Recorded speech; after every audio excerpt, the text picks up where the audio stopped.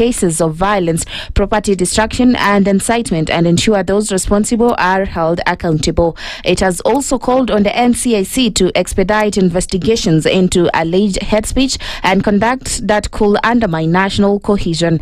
The Commission wants the Inspector General of Police to protect citizens exercising their constitutional rights, including journalists, and called on political leaders to avoid inflammatory rhetoric and violence. KNCHR cited several incidents reported since June, including attacks on journalists, political rallies and convoys, as well as deaths linked to political violence. The Commission says it will continue monitoring the political environment and working with stakeholders to address human rights violations.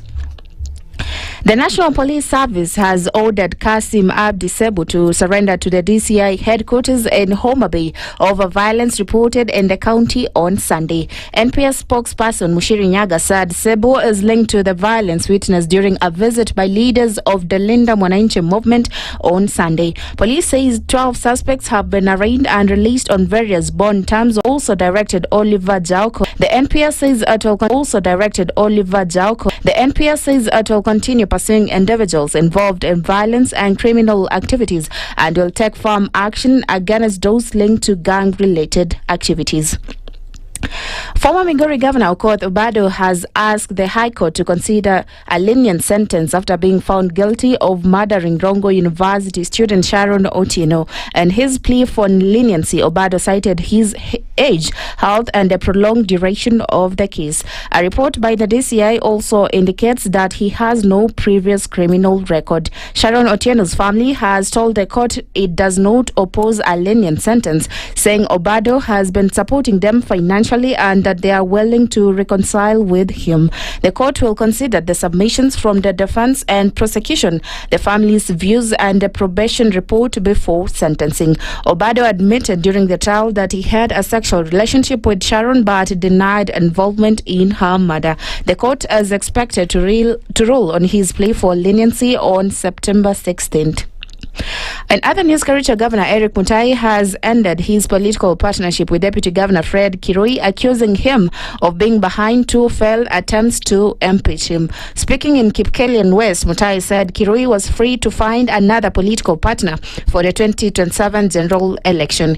He also named County Executive for Finance and Economic Planning Jackson Rope as his preferred running mate. Mutai and Kirui were elected on a UDA ticket in 2022, but have since deferred over the management of the county government, including appointments and development projects. Mutai has survived two impeachment attempts. The Senate rejected the first motion in October 2024, with 34 senators voting against his removal and 10 in support. A second attempt in August 2025 accused Mutai of abuse of office and irregular appointments. The Senate again rejected the motion, 23 senators finding that a constitutional threshold for his removal had not been met, while 17 supported the impeachment.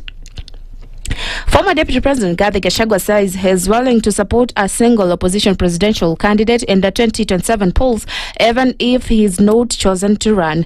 Speaking in Wamunyoro, Gachagua said the opposition must unite behind one candidate to defeat President William Ruto. He said he and his supporters are prepared to make sacrifices for the opposition's success, including campaigning for whoever is elected as the flag bearer.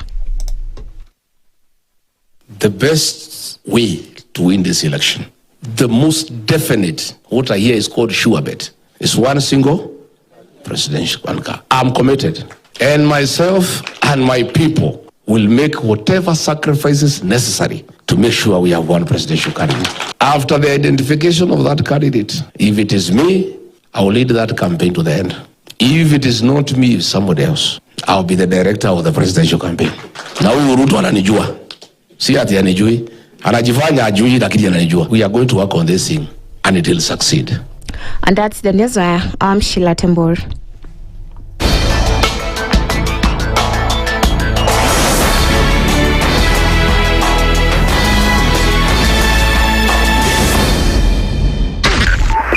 .5 Spice FM, Kisumu.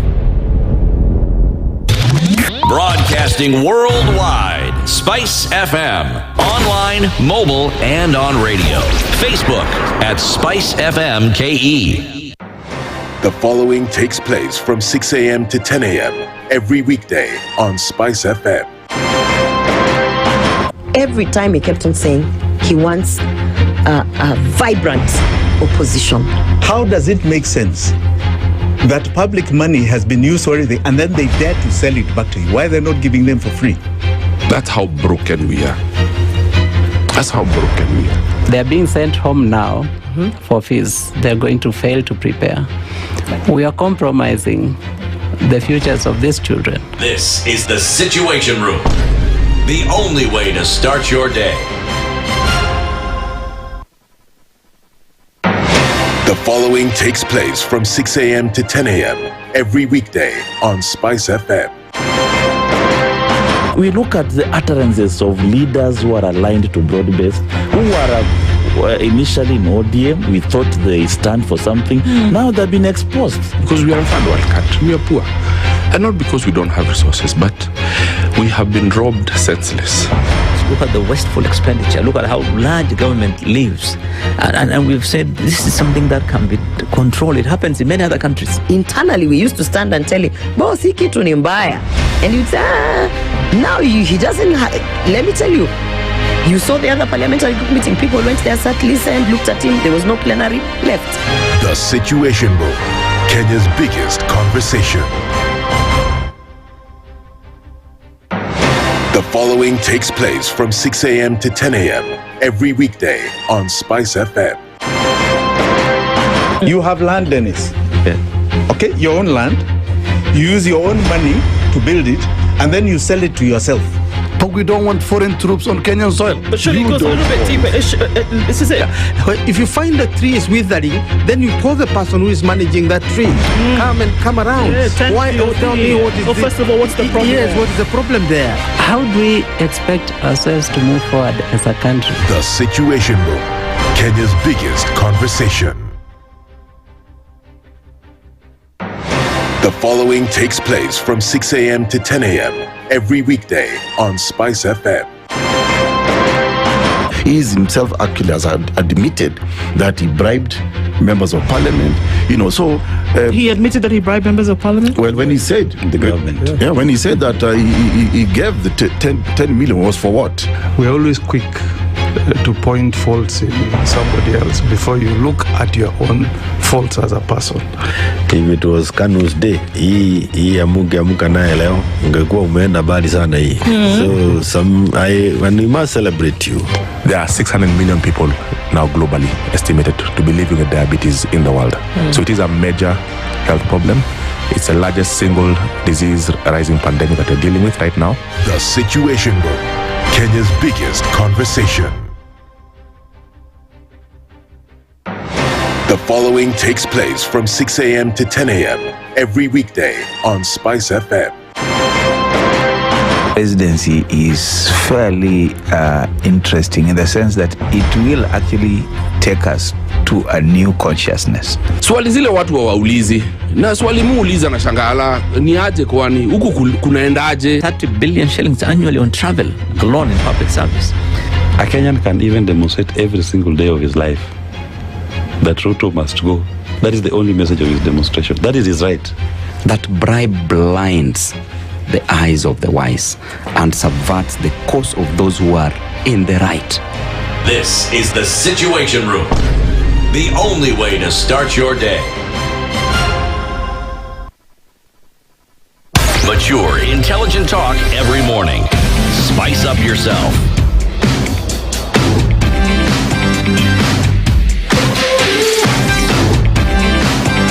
Mornings done right. 94.4 Spice FM, Nairobi. Good morning. Good morning. This is your alarm clock. This is your alarm. Good morning. Good morning. How are you? Fine, thank you. How are you? Salam sana shukuru. It's Wednesday. It's hump day. It's hump day. Tunasonga, kusonga. Yes. Komiduktari. Already. Allah. And August is fast finishing. Yeah. Okay. Yes. Uko salama? Nashukuru. Good. Yeah, not 100%, but you know what? We gotta go. We gotta move. How many percent are we talking? Thus far, I think I'm operating at less than 50. Ay, hapana. Yeah. Tutaki hiyo. Yeah, 50% will get you nowhere, man. Yeah. This body will give you shake. It will show you shake. Body will show you shake. No. You gotta get on top of it, though. Yeah. Talk of it and pressure. Pole. Yes. It's Wednesday, however, and we'll try to get you to that 100%. Yes. So we can. I did not try to surprise myself with a shocker yesterday. If anyone must know, I'm unwell, but I didn't try use SHA. Why? It has failed me before. Why should I try it again? That day was the only day. Should have gone back. I will try it in the next 14 days. Then I'll give you the report. Because I'm supposed to go back after 14 days. And then they tell you whether you're doing better. Yeah, and then they'll tell me whether it's working or not. And then after that, now they'll tell me whether I'm feeling better or not. You'll be fine, imagine. I'll be okay. But we encourage you to use SHA. Okay. Surprise. How are you? I'm okay. Green. Yeah. I just realized you love your greens. I love my blues, and that's okay. The greens are good for you, but we don't do blues here. Yeah, we do blues. We do our blues, man. Yeah. Yeah. Okay. Yes, indeed. I said we'll see if we can do the whole week. I probably can. Okay. But we'll see. Uko Salama, we've confirmed. Yeah. I'm very happy to see you. Good morning. Good morning, Marion. Good morning, Skitty, and everybody who has decided to come to work this morning. Why? Judy. You guys, there's an assignment that I must do at this time every day, and then I don't do it, and then I start talking to you at the same time. Tumako number. Then people, these people. Judy is one of them. Your phone. Judy's one of them. They just look at you with their big eyes and they just blink twice. Then you think, snap, sour. Let me do it. Judy, done. Done. Kitungu. Done. Cabbage. Done. Cabbage. You need to saute. Tomato. And let it breathe. Done. You need to add some chore. Done. Done. That's where we are this morning. Yeah. It's the 19th of August. That's a day. There's something that happens on the 19th of August.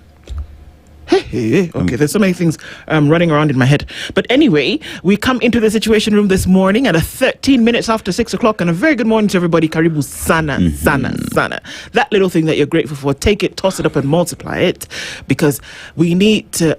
Your attitude is your altitude or something deep like that. Yeah, sour. All right. We're getting into the conversation this morning. Wherever you're tuned in from, our live streams are up on YouTube, Facebook, and on X. And we're getting into it proper this morning with a number of conversations that we will have today. Let me tell you what those are. A very good morning to our audience on KTN, where you're tuned in around the country. Send Dennis some love. He's feeling 50%. Let's see if we can crack it up to 70 by 7, 80 by 8, 90 by 9, and 100 by 10. Amma, let's do that and see if we can get there. We'll start off our conversations at 7 o'clock with Dr. Nduh, who is a governance affairs and public policy expert. We'll talk about the double standards in prosecuting political speech. We'll talk about that and see. Today is Wednesday. Yep. And the NCIC has actually summoned Homa Bay Town MP Obado Peter Kaluma to, for a cup of tea, let's have a conversation about these things that you said. So he's actually supposed to present himself to the NCIC today. Yesterday, there was a lot of back and forth, mudslinging, who said what, who hired who did not, because we saw that James Orengo, representing the Linda Mwanainchi team, was at DCI making a statement, and also, had a number of things to say. Kaluma and some other people were on this other side, and they had a presser where they talked about who said, okay, fine. NCIC said, very good, come. Let us talk. Sawa. So that presser was at Parliament buildings, eh? Yes, it was. Okay. Statement was made in? Which one? The statement he made earlier. That anyone who comes here to Tapitanaya was in Homa Bay. Homa Bay, yeah. I should write a statement in Homa Bay police station, I think. Well, if they were to ask him to come, then perhaps that's what. But now that he's already come back to Nairobi, can't do much with that. Dan Manzo is the senator for Makueni County. We're going to be talking about the cost of political violence in 2026.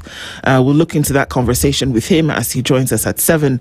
And then we round things out with weaponized intolerance, the threat of field violence to constitutional free expression. Why?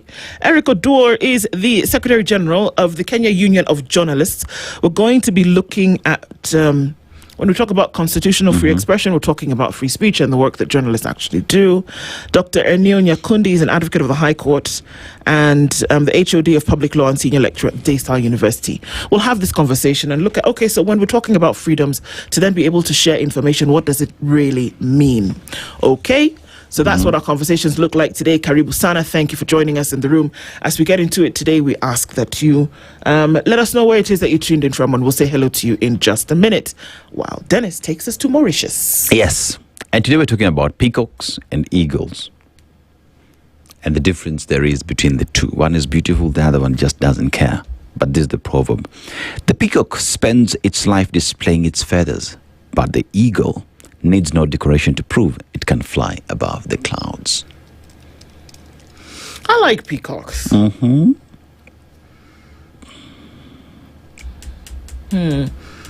Displaying its what? Feathers. Displaying its feathers, which I think, in due course also has its importance. Yes. But just showing that, I guess, the different things that you can do with different attributes. And I wouldn't necessarily compare them and say that one is better than the other, but I would say that there is a time for everything, and that there's a time where you actually do need to put on the display, and then there is a time where you need to soar above. To know that you have both, I think, would be the important thing to see here, and then when to employ them or apply them. Exactly. Do you, be you. When you need to show your feathers, show them. When you need to fly, when you need to soar, soar. Be you all the time. Yep. Absolutely. Because All the among time. peacocks, the one with the beautiful feathers stands out. Among the eagles, he who flies high and can catch prey easily stands out as well. So be you all the time. Just show up. Just show up. Right. Okay. So, at 18 minutes after 6 o'clock, tell us where it is that you're tuning in from. I think we need to see if we can get those other papers, Marion, Skitty, if they're there, so that we can see what's going on in the headlines when we come back from that. But for now, let's say hello to you. Our live streams are up on YouTube, Facebook, and on X. And again, our audience on KTN is here. Wherever it is that you're tuned in, all the frequencies up and jamming. Let's go and get into it proper. Tell us where you're tuned in from, and let's say a quick good morning to you. For everybody who tunes in every day for us to have this discourse, as important it is, we want to thank you all the same for doing so with us. Sawa. All right. Don Sabo says, good morning, Nduh and Aseto. We had a pronouncement, a presser by Kaluma, a list was listed. Bon Aseto, who is the director of Homa Bay and Counter-Goonism? I don't know, but investigations will tell. All right. Yes. One would hope. Yes. Robert Mbogo says, good morning. He's tuned in this morning from Mombasa. Very good morning to you. Abdir Zakali is tuned in this morning, and you're trading gold. Well, good for you. Boba Coco says, good morning, Nduh and Dennis and the Spice crew listening in from Nduh Bay. True character is not shaped from without and put on. It radiates from within. Yes, it does. He said, Daniel says, good morning, Spice. Tuned in from Atiak in Uganda. Cliff Sunday says, good morning, Team Spice. Joining live from Nairobi, just as many Kenyans from around the world. Another day to reflect and remember why we need better leadership in Kenya. Yes. Bernard Ogamba says, violence and media attacks expose political intolerance. That's a conversation that we'll be having at 9 o'clock. Do these media attacks and violence actually expose what you do think or how you do operate?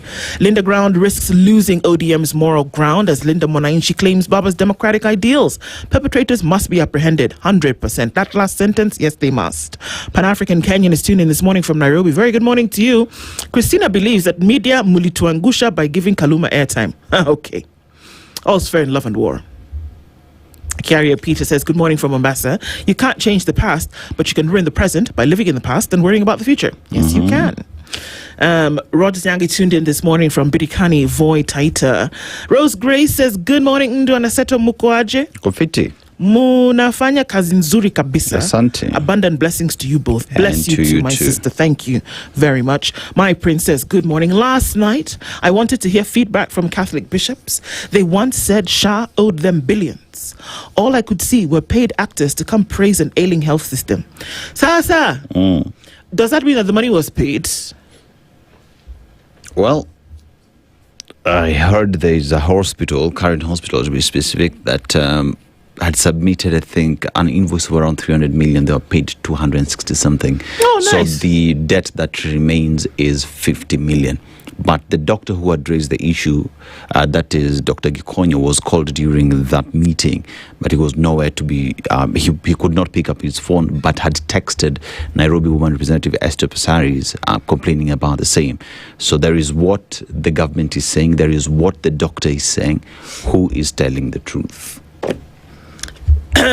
Yeah, indeed. Yeah, because Dr. was watching, texted, but when he was called, he could not be found. So anyway, that's what Rod said. Yeah. Sour. Okay. We just leave it like that because, sheesh, my prince, good point. Eric Nganga says, good morning, Spices. Ndindinyoro dumping UDA and forming his own party has angered barking puppies of Kenya Kwanzaa, accusing Mount Kenya of having tribal parties. Yeah, let me tell you something.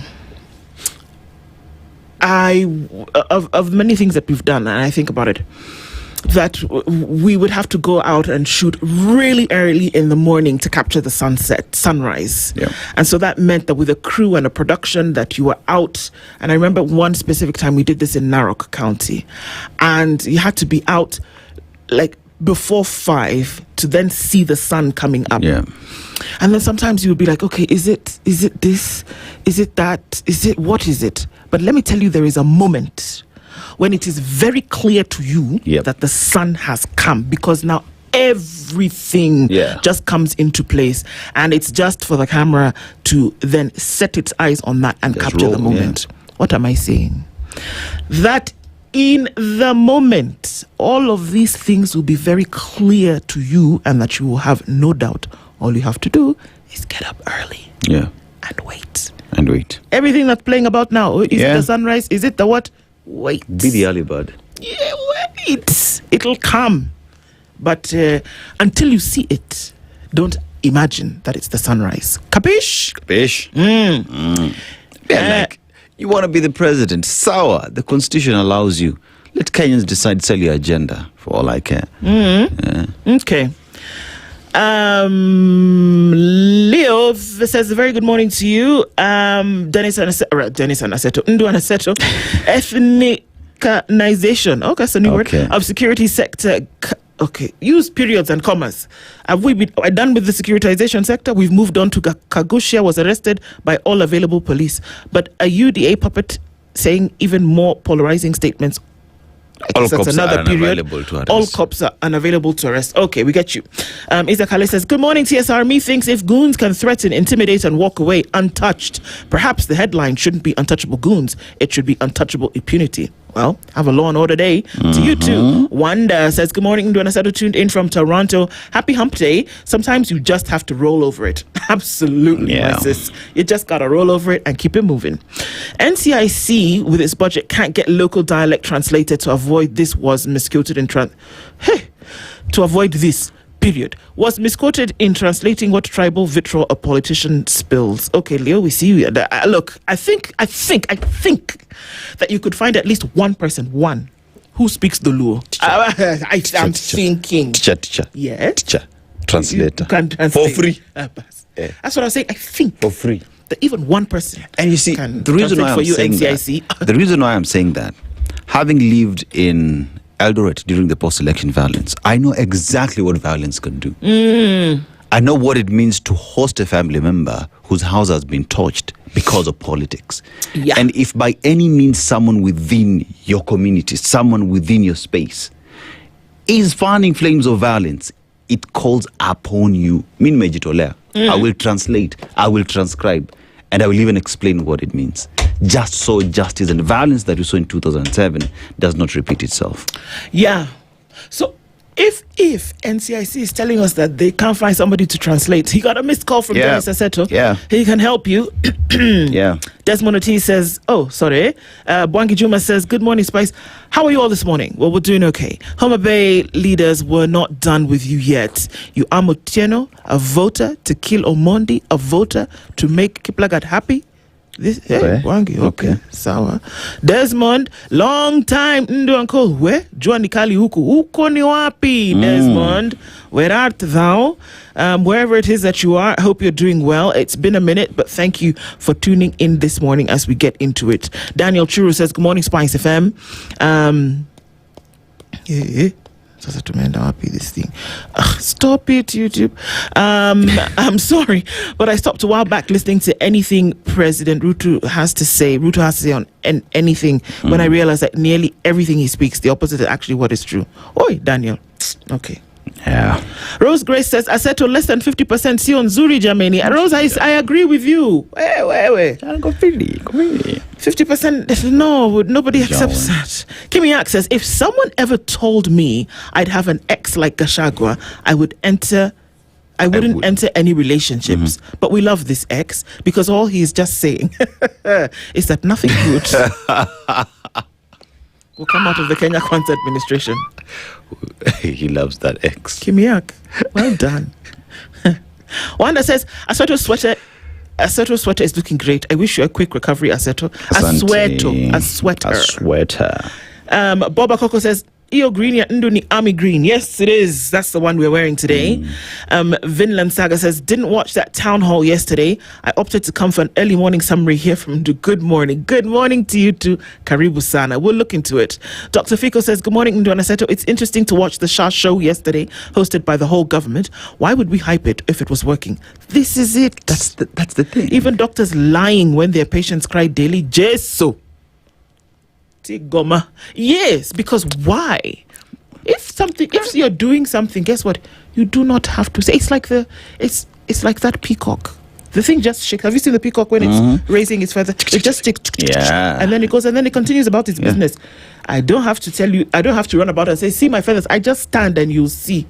Stand and you'll see. Let me tell you. But that if you all have to come and do choir brigades, I would really have loved if that summit was being held at the Kenyatta National Hospital parking area, where people are waiting for scans for the last 3 months. Yeah. Where loved ones are waiting for their sick to get treated. And they can't because medical workers, are clinical officers, nurses are on strike. That's where that conversation should be held, so that the person who's on the front line comes and tell you exactly how it is.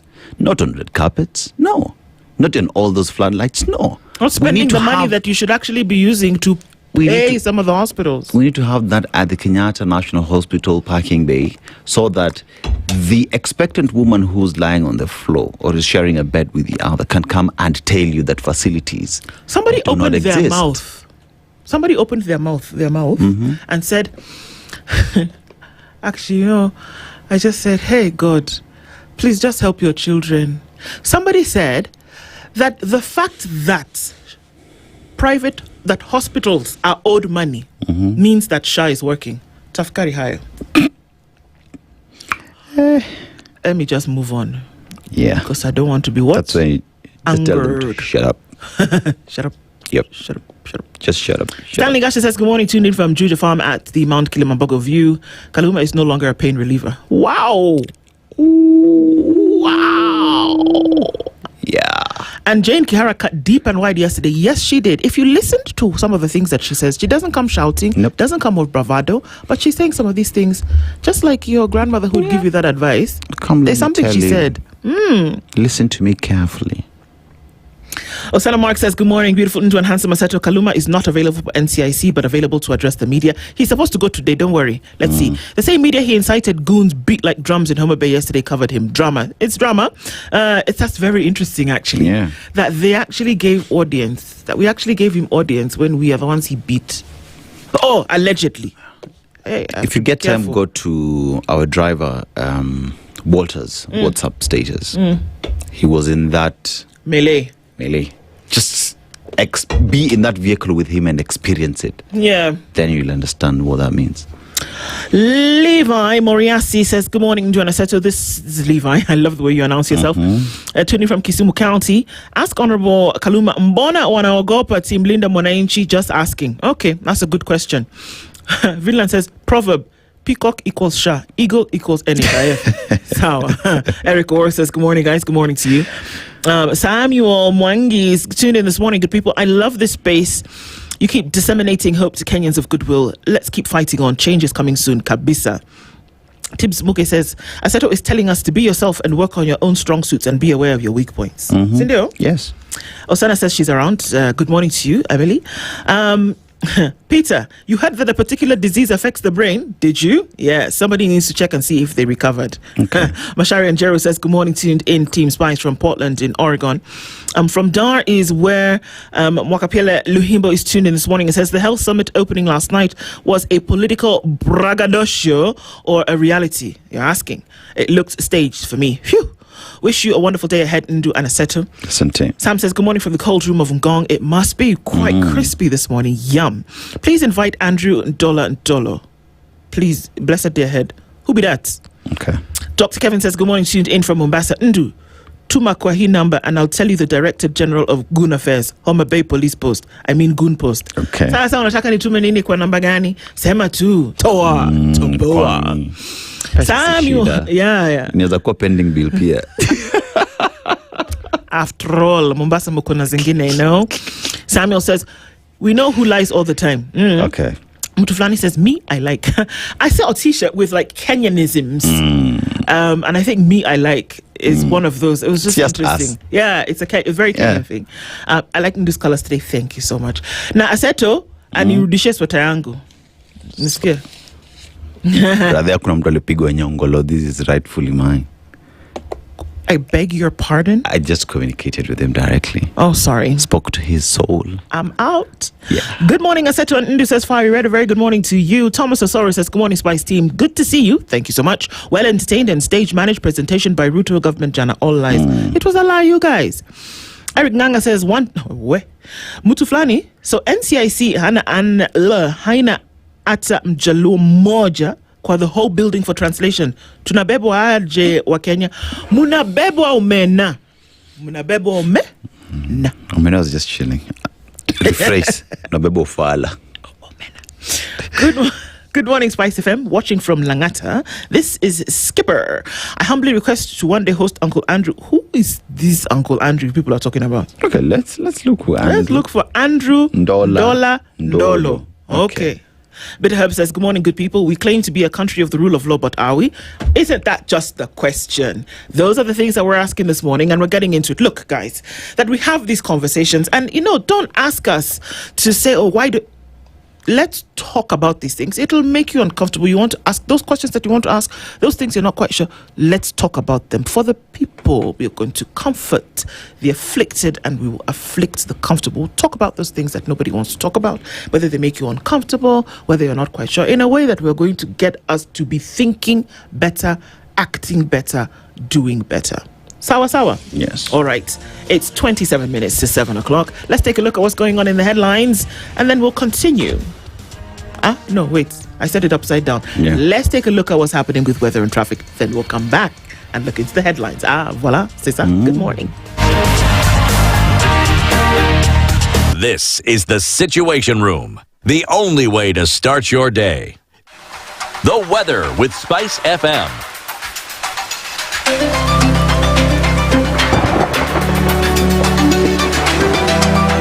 All right, so mostly cloudy conditions and a bit of rain in parts of Nairobi this morning at 14. We'll see a high of 21. And it says 15 and cloudy looking into Nakuru, and 16 and cloudy in Nyeri. Kisumu at 20 is partly cloudy, while Kakamega at 18 is partly cloudy as well. Eldoret at 13, cloudy conditions. And we're looking into a partly cloudy Mombasa at 22. And it's 25 and partly sunny looking into Malindi. Into Marsabit, 18 and mostly sunny when it's cloudy at 20 in Kampala, and 21 and sunny in Dar es Salaam. 12 degrees and mostly cloudy in Johannesburg, while at 25 it's cloudy in Lagos. It's 17 and slightly wet, rainy in London. 29 and partly sunny into Beijing, while it's clear skies Tuesday night in New York at 25.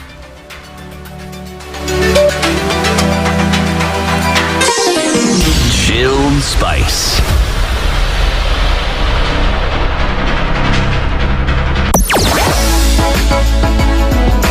Sugar and spices, everything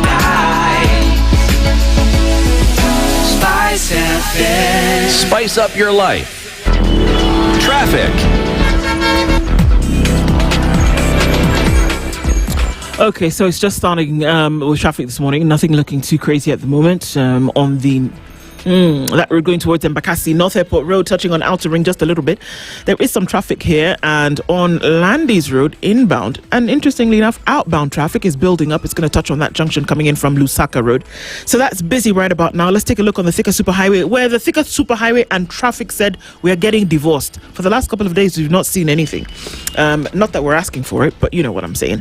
Not really happening right now. Just at that Pangani underpass, a little bit of that as you get towards the CBD. And then it's coming off of Limuru Road, you're doing okay. Coming out of Westlands as well. Outbound on Waiakiri on the A104, we're looking good. And we'll have no problem, at least not for now. Let's talk and see how we will keep it moving. Talk to us. The roads are a bit slippery. Fog lights up, you'll need them. SpiceFM KE on X, hashtag the Situation Room. Habari ndio hii. StarTimes tumejiamulia kukupa raha bila limit. Mwezi huu wa Agosti, lipia subscription yako wape watoto holiday iliyojaa cartoons, adventure na raha tele. Tazama Magical First Discoveries kwenye Baby TV. Enjoy Princess Doremi na Super Wings kwenye ST Kids. Cheki Fireman Sam na Thomas and Friends kwenye Jim Jam. Kisha upate action ya Avatar The Last Airbender kwenye ST Tunes. Nunua aerial decoder kwa shilingi 1399 na dish decoder kwa shilingi 2499 kwenye maduka yetu nchi nzima. Piga *858# na urecharge subscription yako kuanzia shilingi 329 kwa nyota ama shilingi 549 kwa Nova Bouquet. StarTimes, furahia maisha kidijitali. Mature, intelligent talk every morning. Spice up yourself.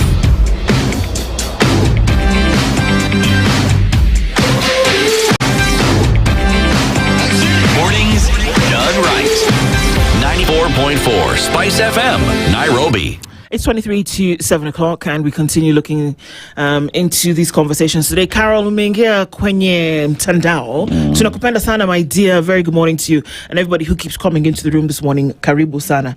Okay, there's a guy on the front page of the Standard.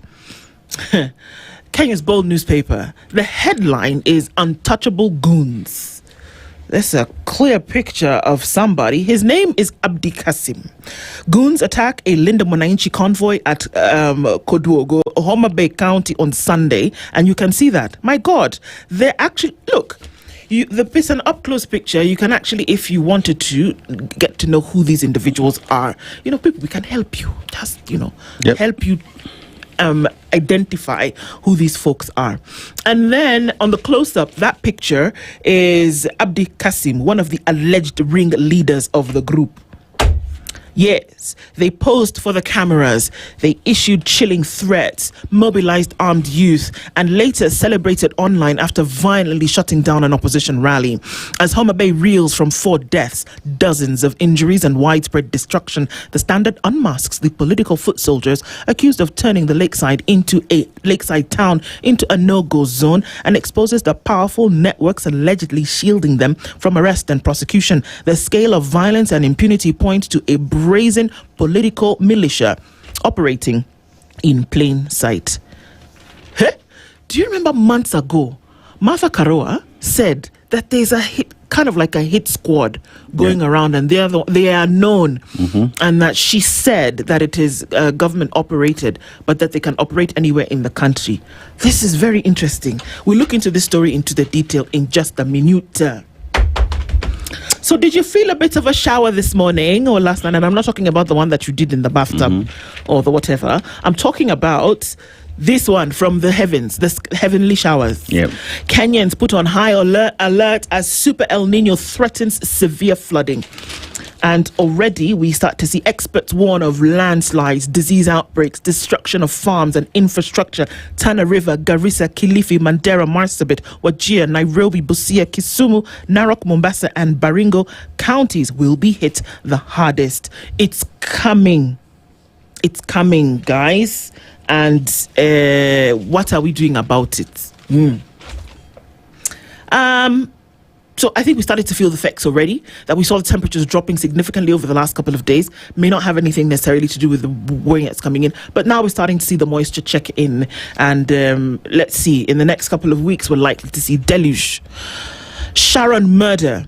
Obado seeks mercy from her parents. This is interesting. He did say that he was not guilty. Of course, we know that with that case, he was found guilty by the court, and I think he's awaiting sentencing. We still don't know when that hearing will be. Former Migori Governor Okoh Obado claims he's the target of a witch hunt over Sharon Otieno's murder, even as he extends an olive branch to her parents. Despite being found guilty, a probation report filed before court indicates that Obado insists that he had nothing to do with the gruesome murder and did not participate in the heinous act. He, however, revealed that he had reached out to his former lover's family for reconciliation. The deceased parents confirmed that Obado's siblings, 2 brothers and a sister, on August 10th met the family and made promises to them as a way of seeking mercy on his behalf. The report paints Sharon's family as persons rummaged by her death, living in fear and a life of poverty. In sentiments expressed in 2 reports, they wished that Obado's co-accused, Michael Oyamo Juma and Casper Ojang, would step in and stabilize their lives. Wow. They say that Sharon's death had taken a toll on them and that she had left children whom they now have to fend for.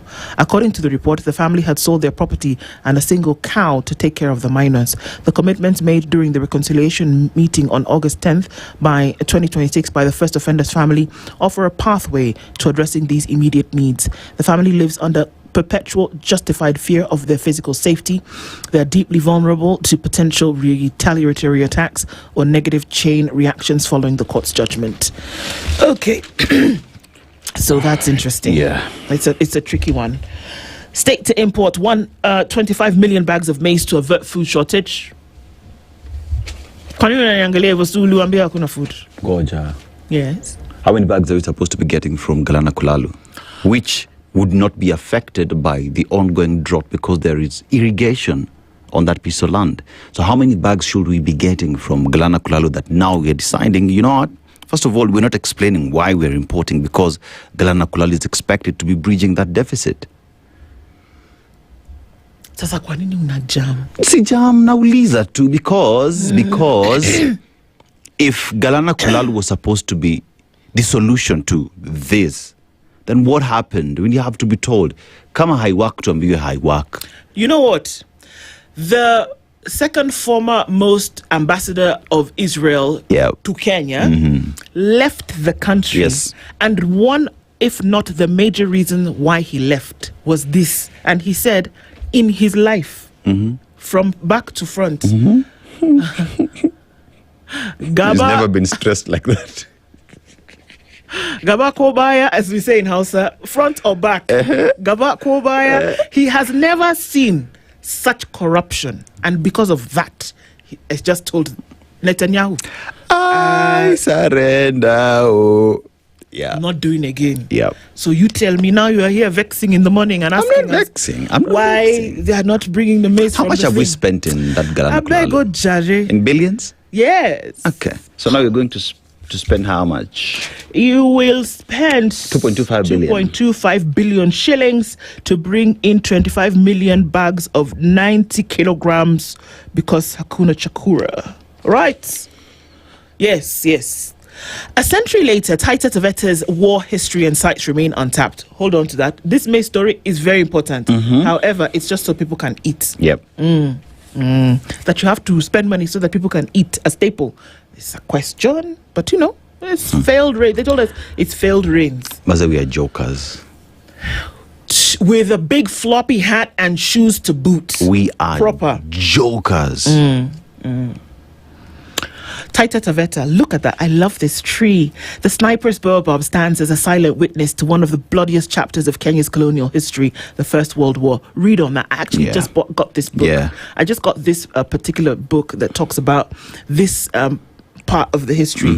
If you can get to know, it's interesting because 1914 is when the First World War started. Historical records first shot that signified its spread to the region was fired at the Taveta District Commissioner's office on the 15th of August. Now, Impunity farmers, they're saying, you know what? these levies. Remember how we have told that, tea is fantastic, everything is good, people are getting money. Now they've gone to Parliament and they said, now you guys have inflicted levies upon us. Now we are saying it is your fault because we are suffering. They have talked to Parliament and they said, you guys should deal with this drama. Oh, so additional levies means hakuna pesa mfukoni. Usiseme mtu atajua. Don't say it loud. Sorry. Ruto admits UHC gaps despite sector reforms. You know how they say the first step towards healing is acceptance? Yes. Okay, so perhaps that's the first step to say, okay, I admit that I have a problem. Hi, my name is Nduh, I'm an addict. Kind of things like that. It's like that. The first step to healing is acceptance. You might go through or some other things, but if you accept, then, we are going through it. Sawa. Okay. Is it the first step? Okay, comes along there somewhere. But in this health summit, it's been clear that there's some issues, and that's what they're trying to deal with, I hope. Inside Homa Bay, by the way, Homa Bay is beautiful. I just looked at some of the pictures. Homa Bay is beautiful in terms of the nature and the environment. Inside Homa Bay political gang and its reign of terror on the opposition. We're going to come back to the story in just a minute. Mr. President, will you ever crush the goons? Is the question that's being asked on page 7 of the Standard today. You want to take it from page 8 or shall I continue? Just continue. Okay. So that you can be breathing.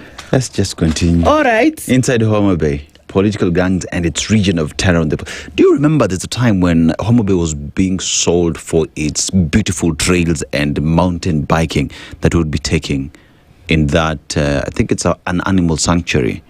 What happens? Tell me where I'm going to cycle. Where? Did you used to go and cycle in Homa Bay? Let me tell you. Anyway, songe tu.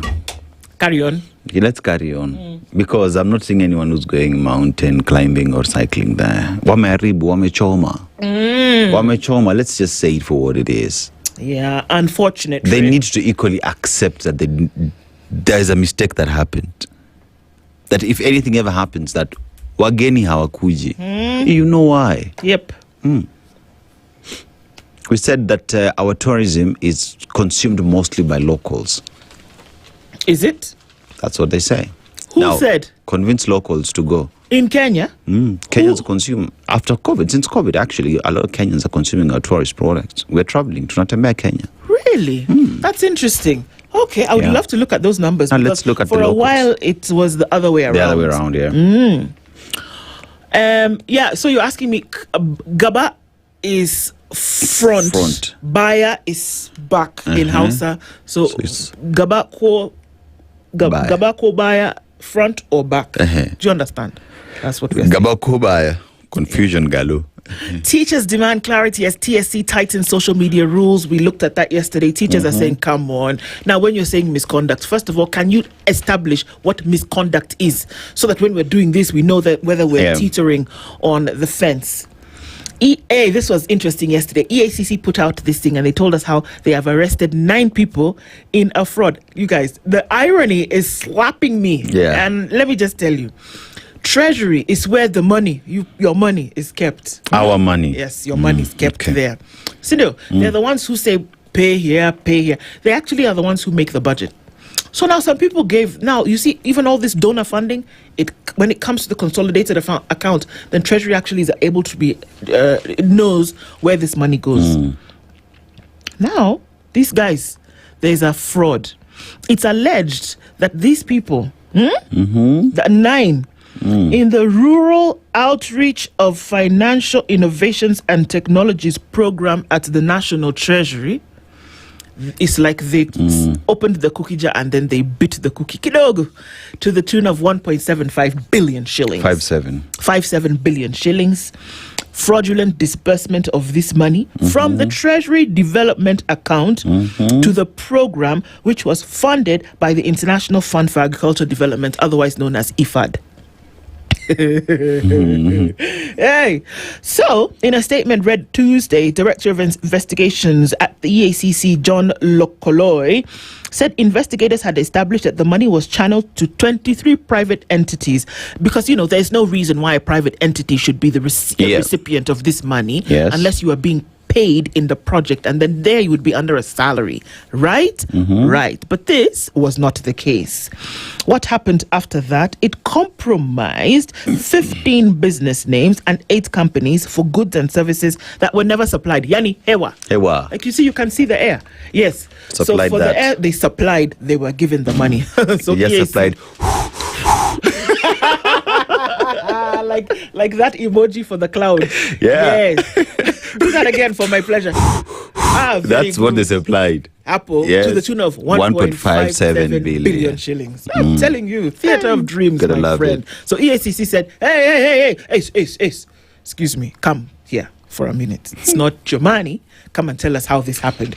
So they've been arrested, and they'll be then asked a question or two in court. So in the meantime, those that were supposed to benefit from these funds, who ought to have improved perhaps in their farms, having better inputs, ensuring that there is research and development in ensuring that the yield they would get at the end of the day would be able to come back and plug into the economy. Here you're down there. Drainer. In the meantime, was Still supplied. passing. Yes, please, thanks. Yeah. We need to make the connection. We need to make that connection. So, Goon Menace probe should go beyond those who threw the stones. Oh, absolutely. The people, I keep saying, you guys, so I did a 3-month stint at the ICTR in Arusha, and as one of my international humanitarian law courses. And of course, we know that this was one of the courts, this was one of the centers that was looking into, the ICTR was the International Criminal Tribunal for Rwanda. And you sit in those sessions and you actually listen to some of these things that are being said. And the people who threw the stones, the people who slit the throats, were not the people in the session of the courts. Understandanga? Yes, understandanga kabisa. Thank you very much. That's where we are going. And I sat there for those 3 months and I was listening to some of these things and I was like, wow. They don't go for the little fish. These guys be serious. They go for the guys who paid the money. They go for the guys who gave the order. They go for the guys who were silly enough to have a meeting in broad daylight and tell people what to do. Hello. And that's how it starts, folks. These things that we're saying is not child's play. It's serious stuff. Into the it's called what? Opinion pages of the Standard. So we urge you to get a copy of the Standard newspaper today, or get a copy of the e-paper, www.standardmedia.co.ke. And such a time as this, speaking about the Standard, the English Premier League is coming back into action on the 21st of August. And right here at the Standard, we have exclusive rights for broadcast. Radio Maisha, Berur FM will be giving you all the action, every red card, every offside, every VAR decision, every penalty. There's no R in penalty. Thanks. All of those things will be happening, and you don't have to miss a single match. You don't have to miss any action. Not a goal, not a miss, not an anything, not a win by some guys who are called something that is for fighting in a war. Let me tell you, wanamabunduki. So, Ndovu ni moja. Let me tell you. Catch all the action. At the home of not only bold journalism, but home of EPL in the 254. It's the home of the EPL. Yes. And it's happening from the 21st of August. Get all the action with the boys, and you'll then be able to know what's going on with that. So you don't have to even be you don't even have to be a great football lover. If you just want to know where your guy at, that's where they'll be, and that's what they'll be discussing. Kindra and the boys are going to be doing a fantastic job on that. Hassan and everybody else on the other side will be making sure that all that action comes to you. Remember, it's here. If you see it anywhere, it's not where it's supposed to be. Yes. Sawa. Now, I want us to go back to this story of the goons. Let's talk about the goons. Let's talk about it, because now they have been unveiled. The face of somebody has been shown. And the question, inside Homa Bay, this is a story that we're going to look at for the next 3 or so minutes. Homa Bay? You want to look at that story on page 6? On page 6? Page 6. It's after 5 before 7. Yes. Now, inside Homa Bay political gang and its reign of terror on the opposition. So, political gang terrorizes Homa Bay, silencing residents backing opposition campaigns. Commander 001 emerges as alleged ringleader coordinating political attacks. So, They are well known, loud, seemingly untouchable, and unapologetic. Their language is one of fear and violence against anyone opposing the push for President William Ruto's re-election and that of senior ODM politicians bankrolling their activities.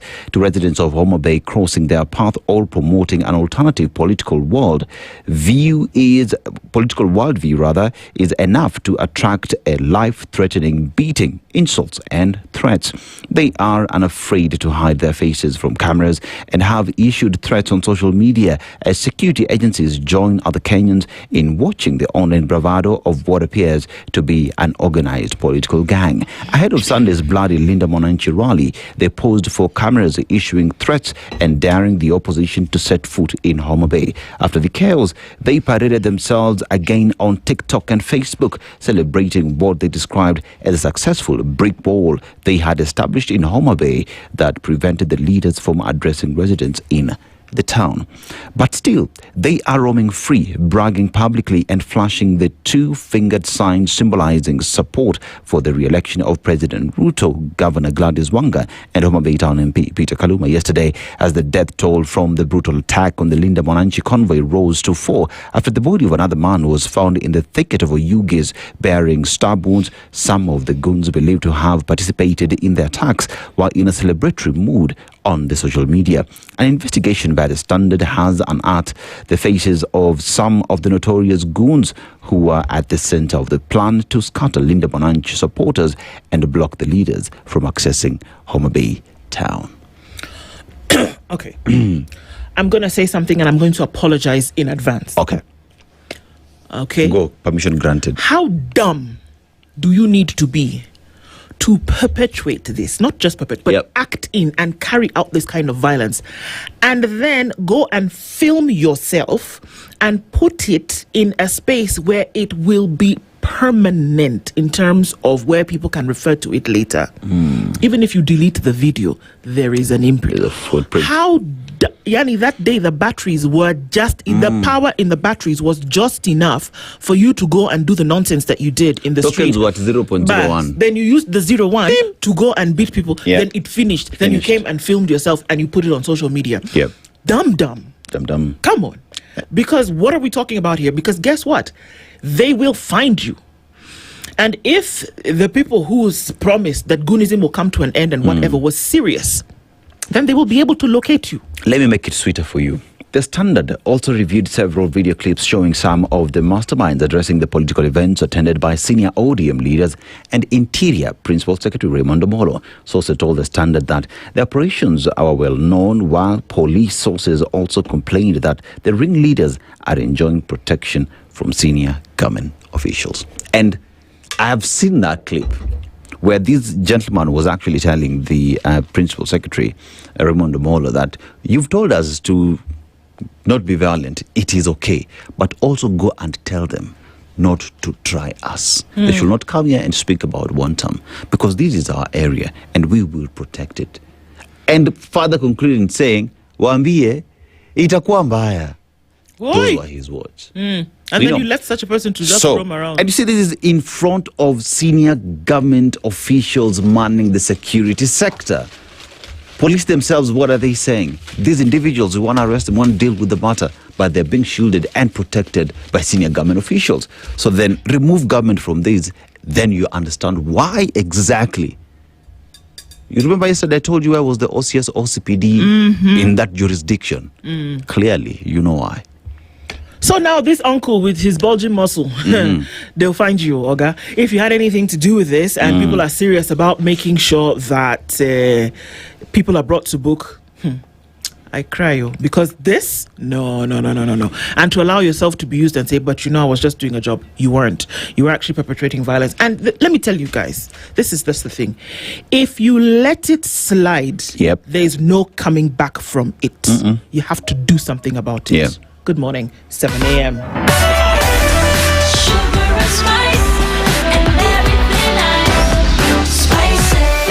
Spice up your life.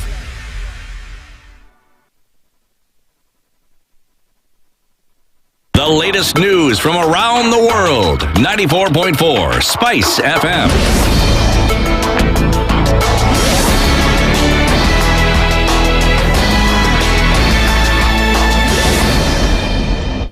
Good morning, this is the Newswire. I'm Sheila Tembor.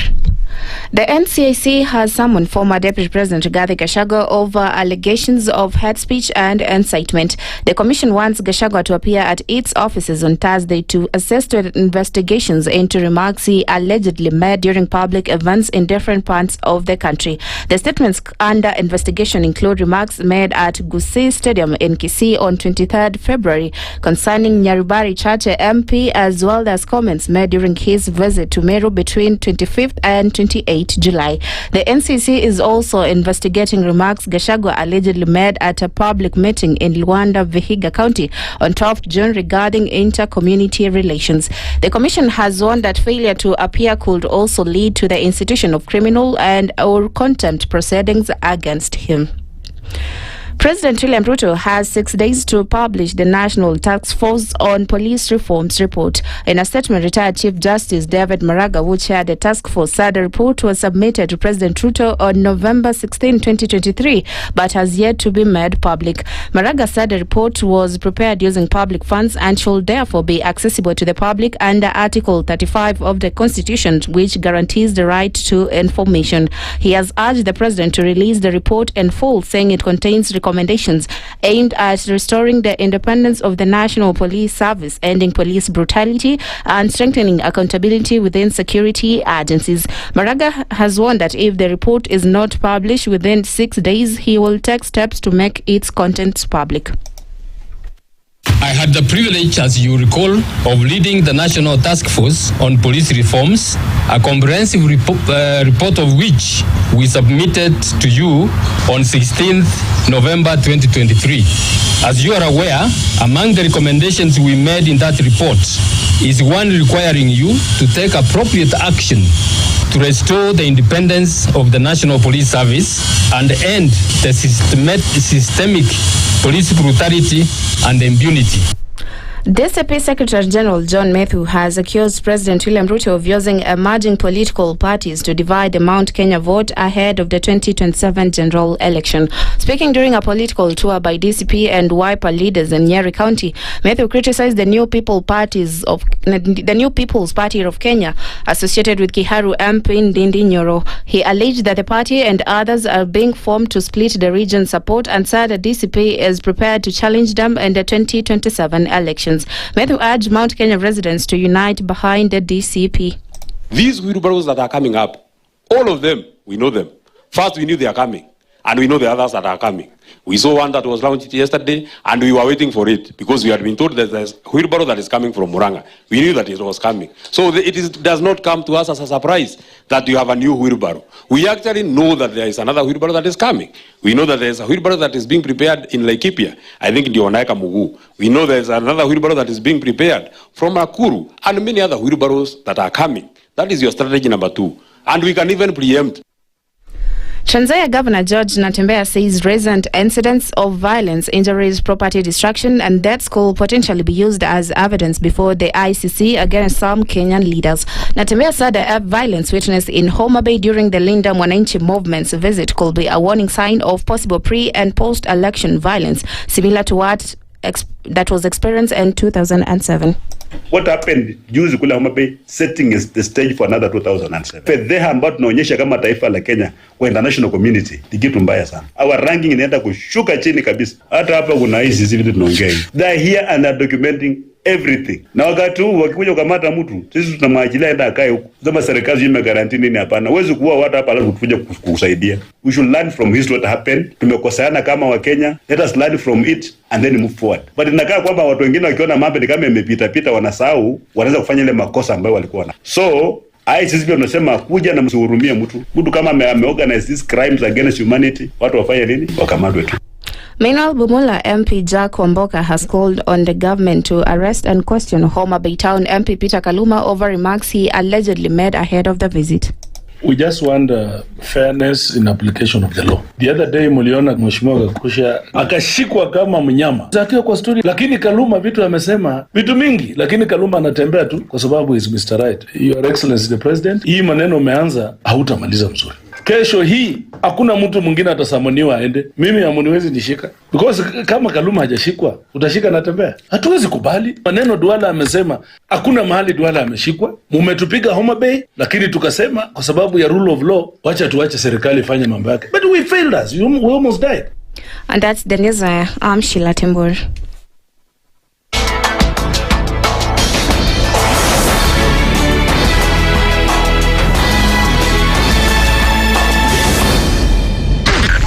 SpiceFM, Nakuru. The following takes place from 6 a.m. to 10 a.m. every weekday on SpiceFM. Members of parliament, they go to settle, they just promised they get given tea, mandazi, and 100,000. That's not development. External borrowing, 589 billion. Are we on the same page? What did parliament pass? If anything happened to our president today, God forbid, that man would become president. Na ndio alilenga hizo stories za Shakahola.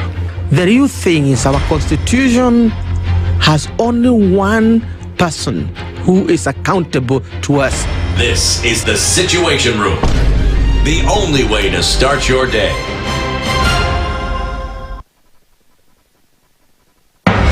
The following takes place from 6 a.m. to 10 a.m. every weekday on SpiceFM. One of the things that are ailing our country is negative ethnicity. You find you as a state officer, instead of thinking as a Kenyan, you think like a tribal person. Let me tell you something. The biggest problem we have had in this country is a leadership deficit. There is nothing that you are going to do in the process of change if you are not a risk taker. So you really have to pursue your vision to a logical conclusion and even be ready to step on people's toes. When it comes to the economy, you can run away with it. They say statistics are like bikinis. They reveal a lot, but they conceal the vitals. And so government people would throw statistics at you and tell you they're revealing a lot of information to you, but it's really concealing the real vitals. We need to get out of that, because when we want to grow our democracy, one basic thing that really requires to be understood by the political class, by all of us, is institutions are critical. This is the Situation Room, the only way to start your day. The following takes place from 6 a.m. to 10 a.m. every weekday on SpiceFM. Baba should disown these experts and they say they went there on the, because he keep on telling us that these experts you came from Dubai and you found them there already at State House looking for jobs. Government has to has to introduce austerity measures. It's something that this government and the previous ones have not been able to do in this country. We've talked about it so many times. And really, I think you have seen the modus operandi of William Samoei Ruto since he came in. It's just showbiz. This is the Situation Room, the only way to start your day. The following takes place from 6 a.m. to 10 a.m. every weekday on SpiceFM. Parliament has got powers. Let me break it down. The National Assembly can initiate an impeachment of the president. This same National Assembly. Yes. That's our constitution. Because this is just a continuation of the previous administration, which Ruto was part of. President Uhuru himself openly said that we're losing 2 billion daily. Daily. I mean, come on. Are you saying that we don't have a central bank? If we look at Kenya, both public-private sector, that figure is ranging between 30 to 40%, right? I think it's clear that the government of Kenya is living beyond its means. This is the Situation Room, the only way to start your day. Mature, intelligent talk every morning. Spice up yourself.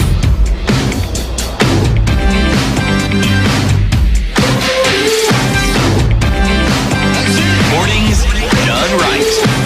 94.4 Spice FM, Nairobi. We're coming into 10 minutes after 7 o'clock into the second hour of the Situation Room this It's Wednesday, and getting into a number of conversations. We'll do it. We'll talk about them. Sometimes may be uncomfortable, but it's necessary for us to do so. Our conversation this hour goes into double standards in prosecuting political speech. What are you then really setting as the standard if you are not applying it across board? Dr. Nduh is a governance affairs and public policy expert and joins us for the first time in the hot seat of the Situation Room. Very good morning to you. Well, good morning. Good morning, Nduh. Good morning. How are you doing? I'm good. Karibu sana. And cold out there, but good. Yes, it's quite chilly in Nairobi, and probably around the country. The weather patterns are changing, maybe getting a little bit colder. But that notwithstanding, things are hotting up.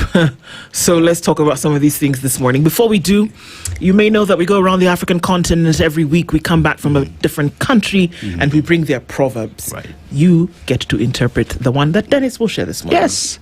Today we are in Mauritius, a country of 1.3 million people. Now, there is a bird called the dodo bird.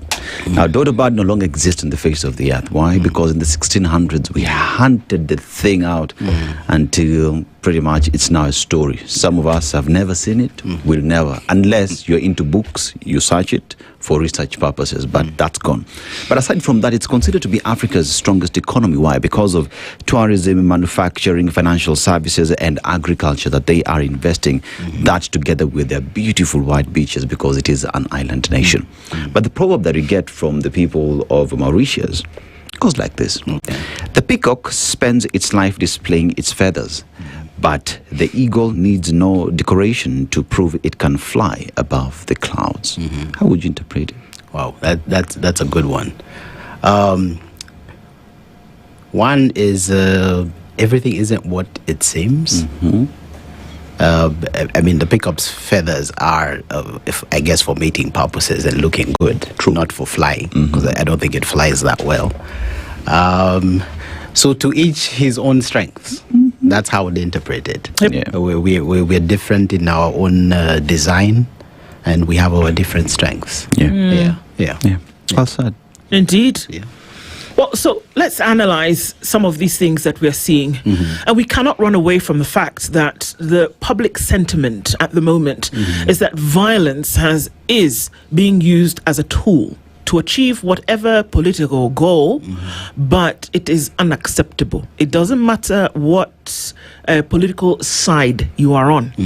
That violence as a form of a political tool is not just frowned upon, it is unlawful, it is wrong. Now, looking at that from that premise, why would we not have the blanket application of justice over something that is wrong? Okay, I think first you have to understand where we are coming from. Kenya is what in political science and international relations we call a transitioning democracy, which means we are moving to fully democratize, but we are coming from an authoritarian kind of system. Now, that system that we are coming from and where we are right now means that we have certain challenges. So there are certain institutional challenges. We have weak institutions. We have social fragmentation. We have elite fragmentation.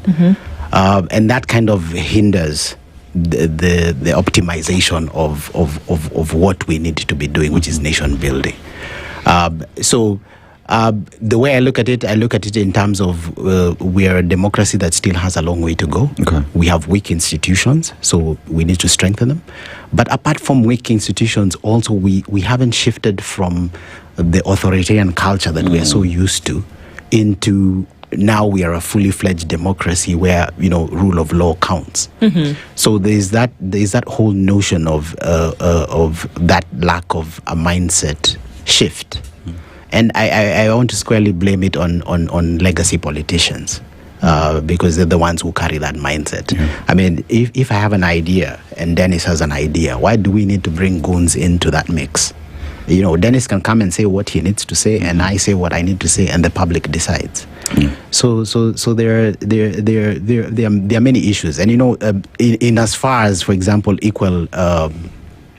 For me, it's not even an issue more or less of applying the law selectively, which is happening. We can't deny that. But if you look, for example, if I was to use, I think it's Mukurweni, Member of Parliament. Kagushia. Kagushia, I keep asking people, what's the difference between DCP and UDA, apart from the colors? Same people, no? The same people. It's the same people. UDA is DCP and DCP is UDA. The mindset. UDA members in DCP. Yes, the mindset is the same.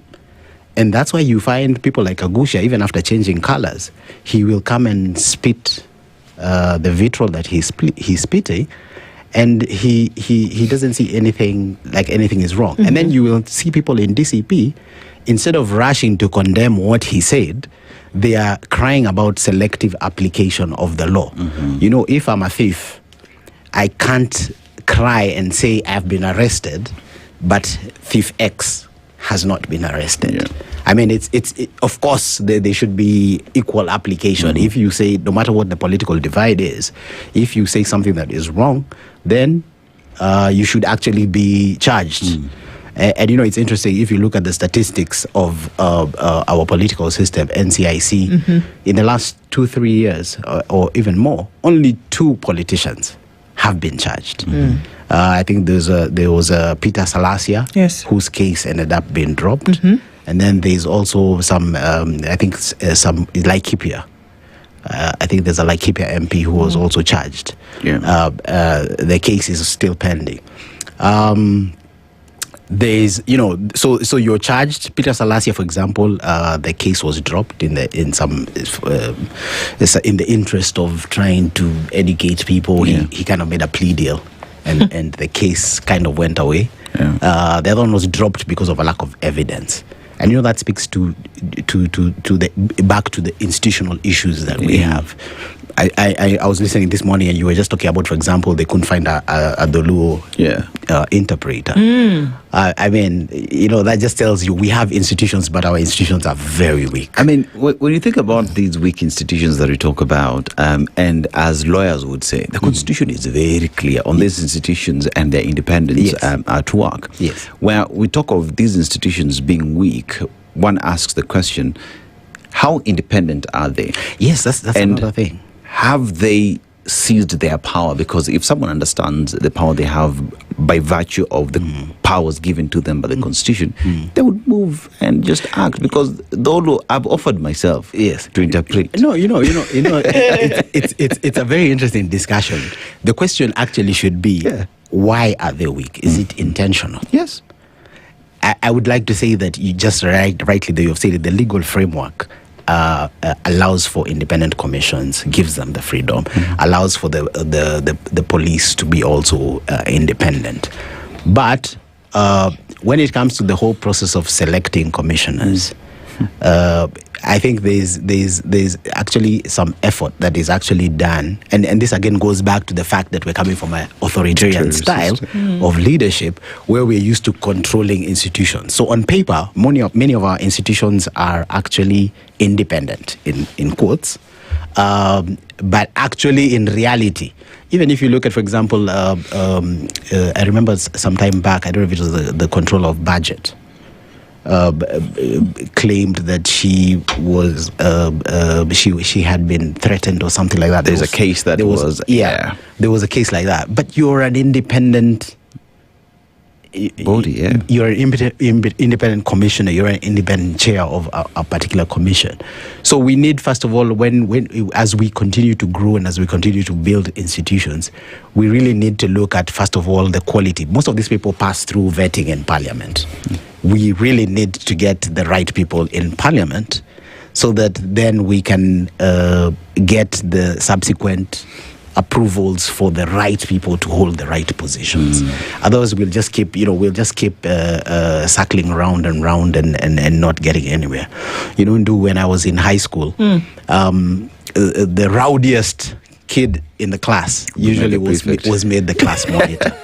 Oxymoron. Yes. And the reason for that is that once they became the class monitor, then the class would come down. Yeah. So even as we say we need to get the right people, maybe some of these culprits post 2027, once they go through some kind of vetting, we should have Duale, for example, as a NCIC commissioner, and then maybe we'll get some headway and move forward. But we really need the independent commissions and independent offices to really step up. Now, will that happen given where we are?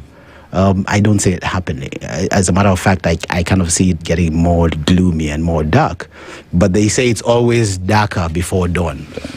This dawn is a while away. So, this dawn that everybody's... Look, are you alluding to that the appointing authority?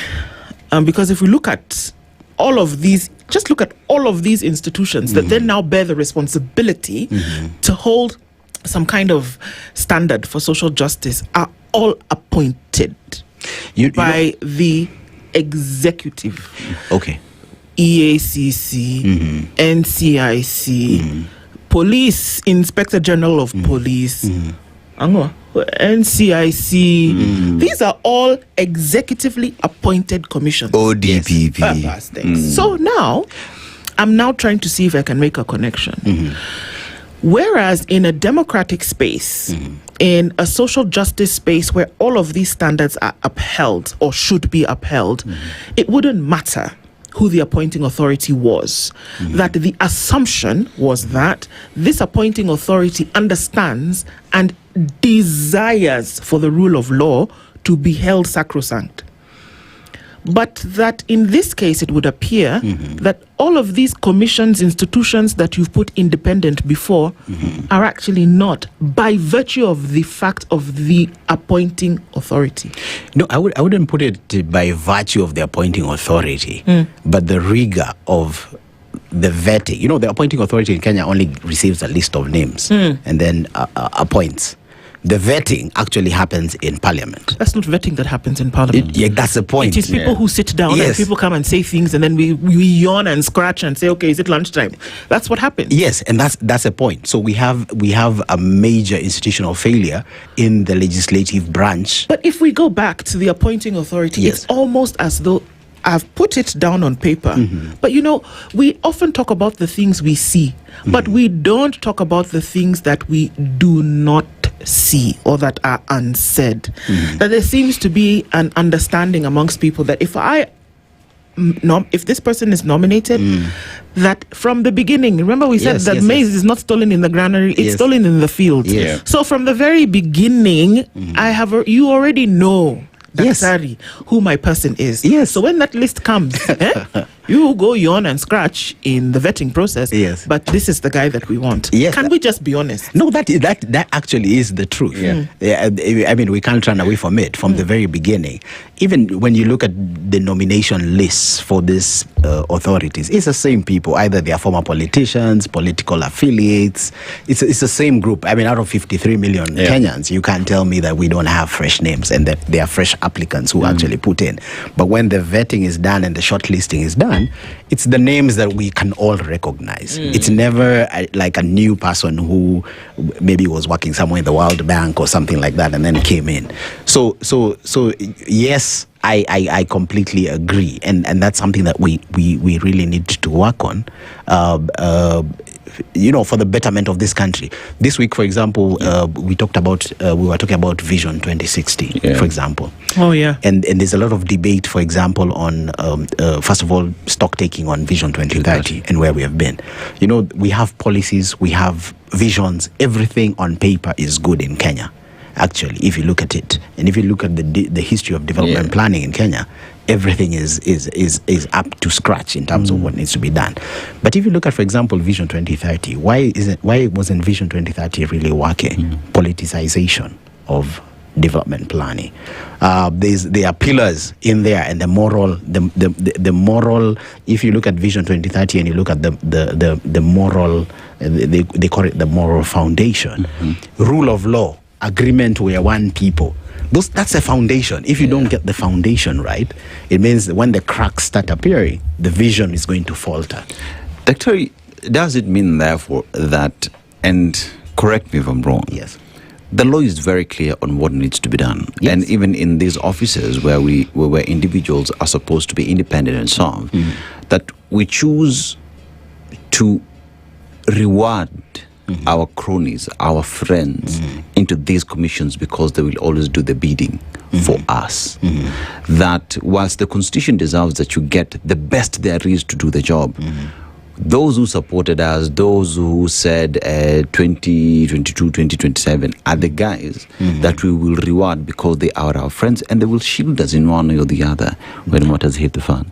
Yes, that's we can't run away from that. That's the fact of the matter. I like the way, for example, the Judiciary Service Commission does its thing. There's a public vetting. There's a whole process in you becoming a judge in Kenya, unlike the processes that we have, especially in Parliament. One of the things that in this country we know that Parliament has been emasculated by the executive, and in the coming elections, even as people vote, if we have big parties with big numbers and absolute say, we'll continue to have the same problem. But if we have a parliament that is independent, that separates itself from the executive, then we are likely to have better outcomes and better choices. So actually, as we move to the next general election, the best outcome we can have is to have as many different players from different parties holding position, and also even at the county level, where we have people from different parties in Parliament who then can hold the executive to account. As long as there's no holding of account, and as long as it's appointments are done by a wink and a nod, we're going to continue having the problems that we're going to have. Because how you prepare something then will have a direct effect on how the thing will work. Yes. Right? Yes. Okay. In Kenya, things are designed to fail. From it's not that we don't know, it's not that we don't have the policy. It's just no, let's put so and so here. Either he's compromised, or we have something on him, or he's our person, and he's going to do what we want. Okay. Yes. Why do countries have constitutions? We say constitutionalism, the rule of law, all these nice, sexy things. Most that we progressive say all the time. document. Why do countries have constitution? Why do people sit around the campfire and say, oh, this is great, kind of like Animal Farm, and say, okay, who's going to rule? Will it be you? Who has the conch? Is the person who rules, or whatever the case may be. A different story, but I mean, Lord of the Rings, Lord of the Flies is something else. But at the end of the day, it's people sitting around and they coalesce around an idea, and then they say, okay, this is what we are going to do, this is what we are going to follow. Why do people do that? You see, people do that because the Constitution sets out the framework of how we want to be governed. Okay. So if you look at, for example, the Constitution of Kenya 2010, there was civic engagement. There were conventions that were held. So the product of the Constitution we have is actually a product of what Kenyans want. Okay. This is what Kenyans decided. These are the rules. These are the things that we need in place. Because of the challenges that were there previously, they decided, for example, we need independent commissions. We need an independent police service. Okay. So in terms of the Constitution, it is how we, the people, have chosen to be governed. Now, once we have that in place, this is now where the political elite come in. Are they adhering to how Kenyans want to be governed? Kenyans want an independent police service. Is the police service independent? What are the mechanisms if the police service goes rogue of dealing with it? For example, now IPOA is one of the ways that we deal with issues in the police service. How independent are the people in IPOA? So it political goodwill is actually one of the most critical things.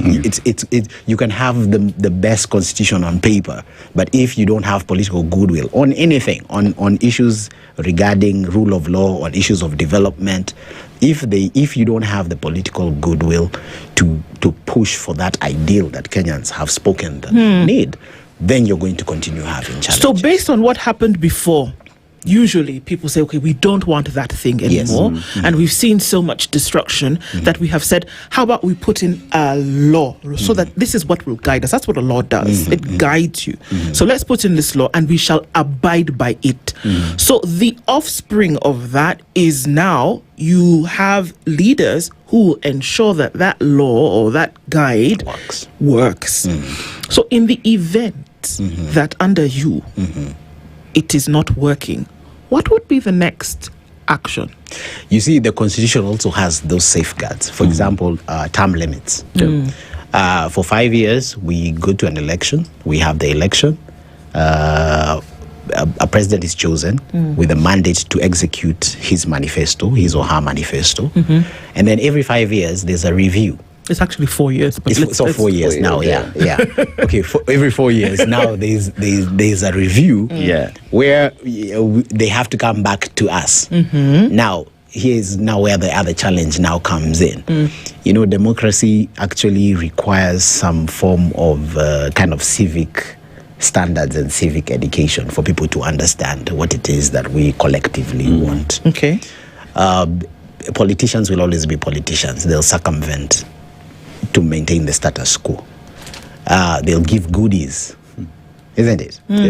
But actually, we are meant to be sitting down and reviewing for the past 5 years or past 4 years. How have things been?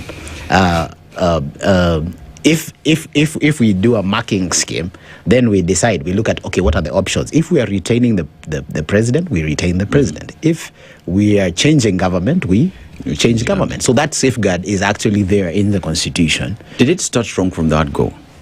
Why do I say that? Well, you look at the implementation of the Constitution immediately after the promulgation. You remember the commissions that we had, the Nyachai Commission, Commission on Implementation of the Constitution. You talk about the Devolution Committee, I think, by then that was also in charge of handling transfer of functions to the counties at the time. You talk about the very first National Police Service, I think it was a commission, the Kavuludi Commission as well, that was in charge of vetting, of clearing these police officers when we saw all these interviews being taken place. The gentleman actually was even threatened with a head outside his office, you know. You talk about Aipoa Njeru, Lawyer Njeru heading these institutions. But then CIC was bundled and then all those functions were taken back to Parliament for them to continue the process of making sure that implementation of the Constitution continues. And that is what many say we went wrong. From the word go. Okay, so did we get it right? No, okay, so did we get it right in terms of the Constitution that we have? Yes, the Constitution we have is one of the most progressive constitutions that is there in the world.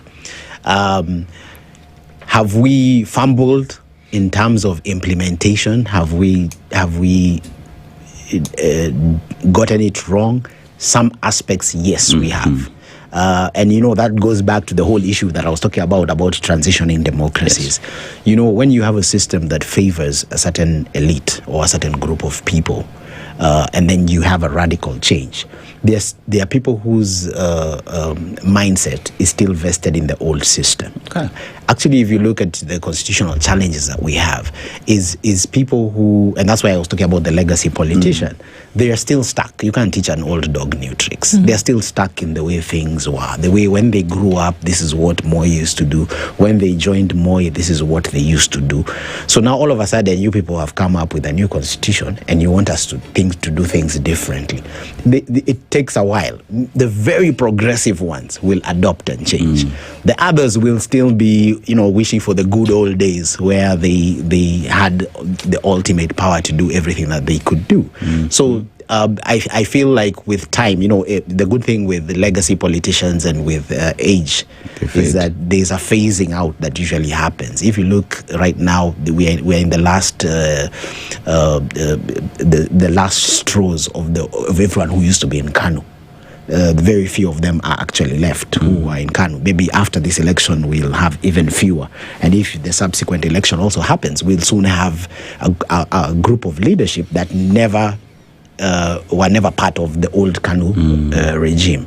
So there are vestiges of the past, and it is those vestiges of the past that in terms of mindset, in terms of the modus operandi, that then poses that challenge to what we are facing today. Okay. Yeah. Let's come and look at then how the individual who actually sets the tone at the top plays a role in influencing what will be said or done.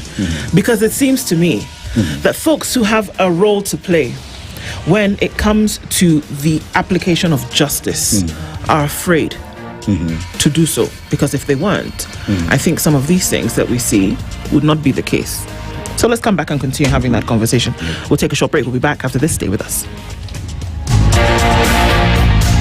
This is the Situation Room, the only way to start your day. Traffic.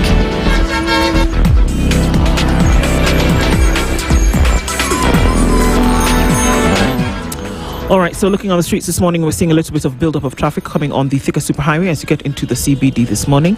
It is also quite busy as you come in on Landis Road. That has been there early this morning, coming in from Lusaka Road, that junction, and then inbound traffic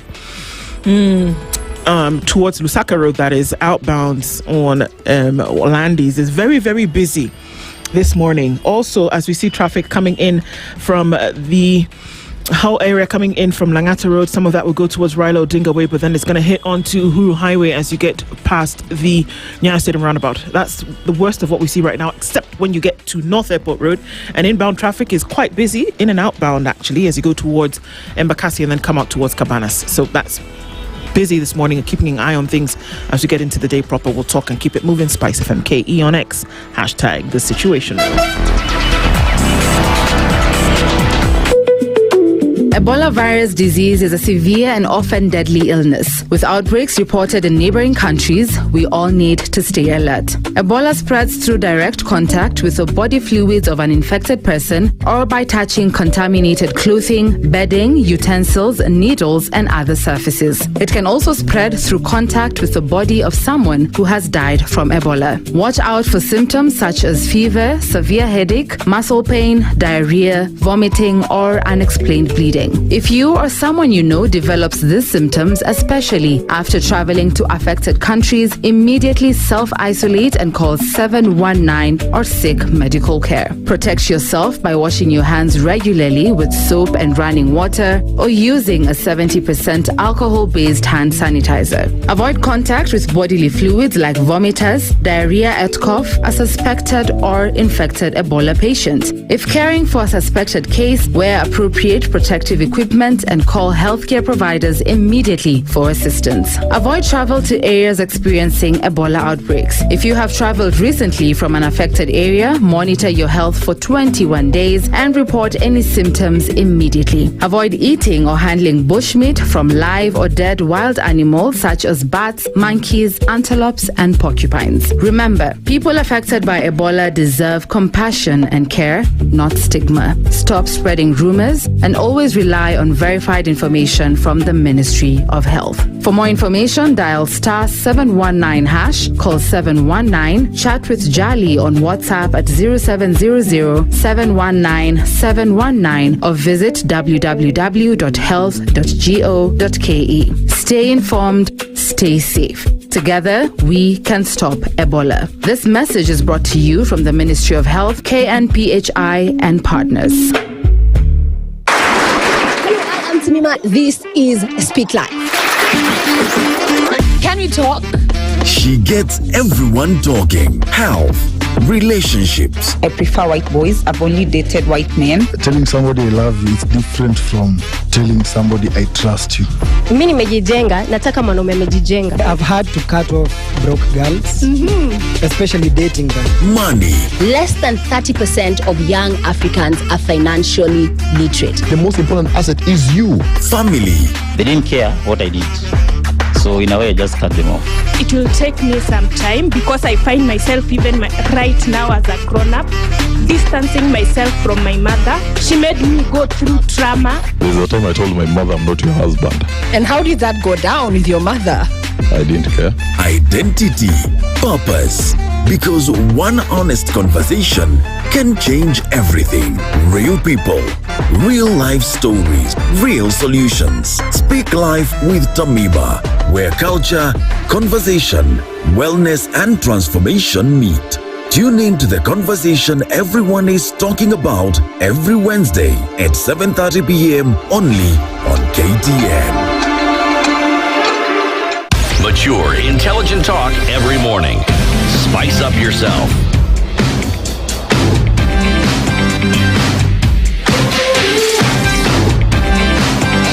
Mornings done right. 94.4 Spice FM, Nairobi. We continue with our conversation this morning, and we're looking into, what it actually means when you say that there should be an application of the rule of law across board, but that what are we actually talking about? Now, if we look at oftentimes the thought, Dr. Nduh, is that the tone is set from the top. That the person who is in a position of leadership is the one to then set the agenda about how it's going to be. If there will be no tolerance for certain things, and if the agenda is set from the beginning that we will not have our agenda is no tolerance for violence. We're saying no tolerance for corruption, no tolerance for any of these things.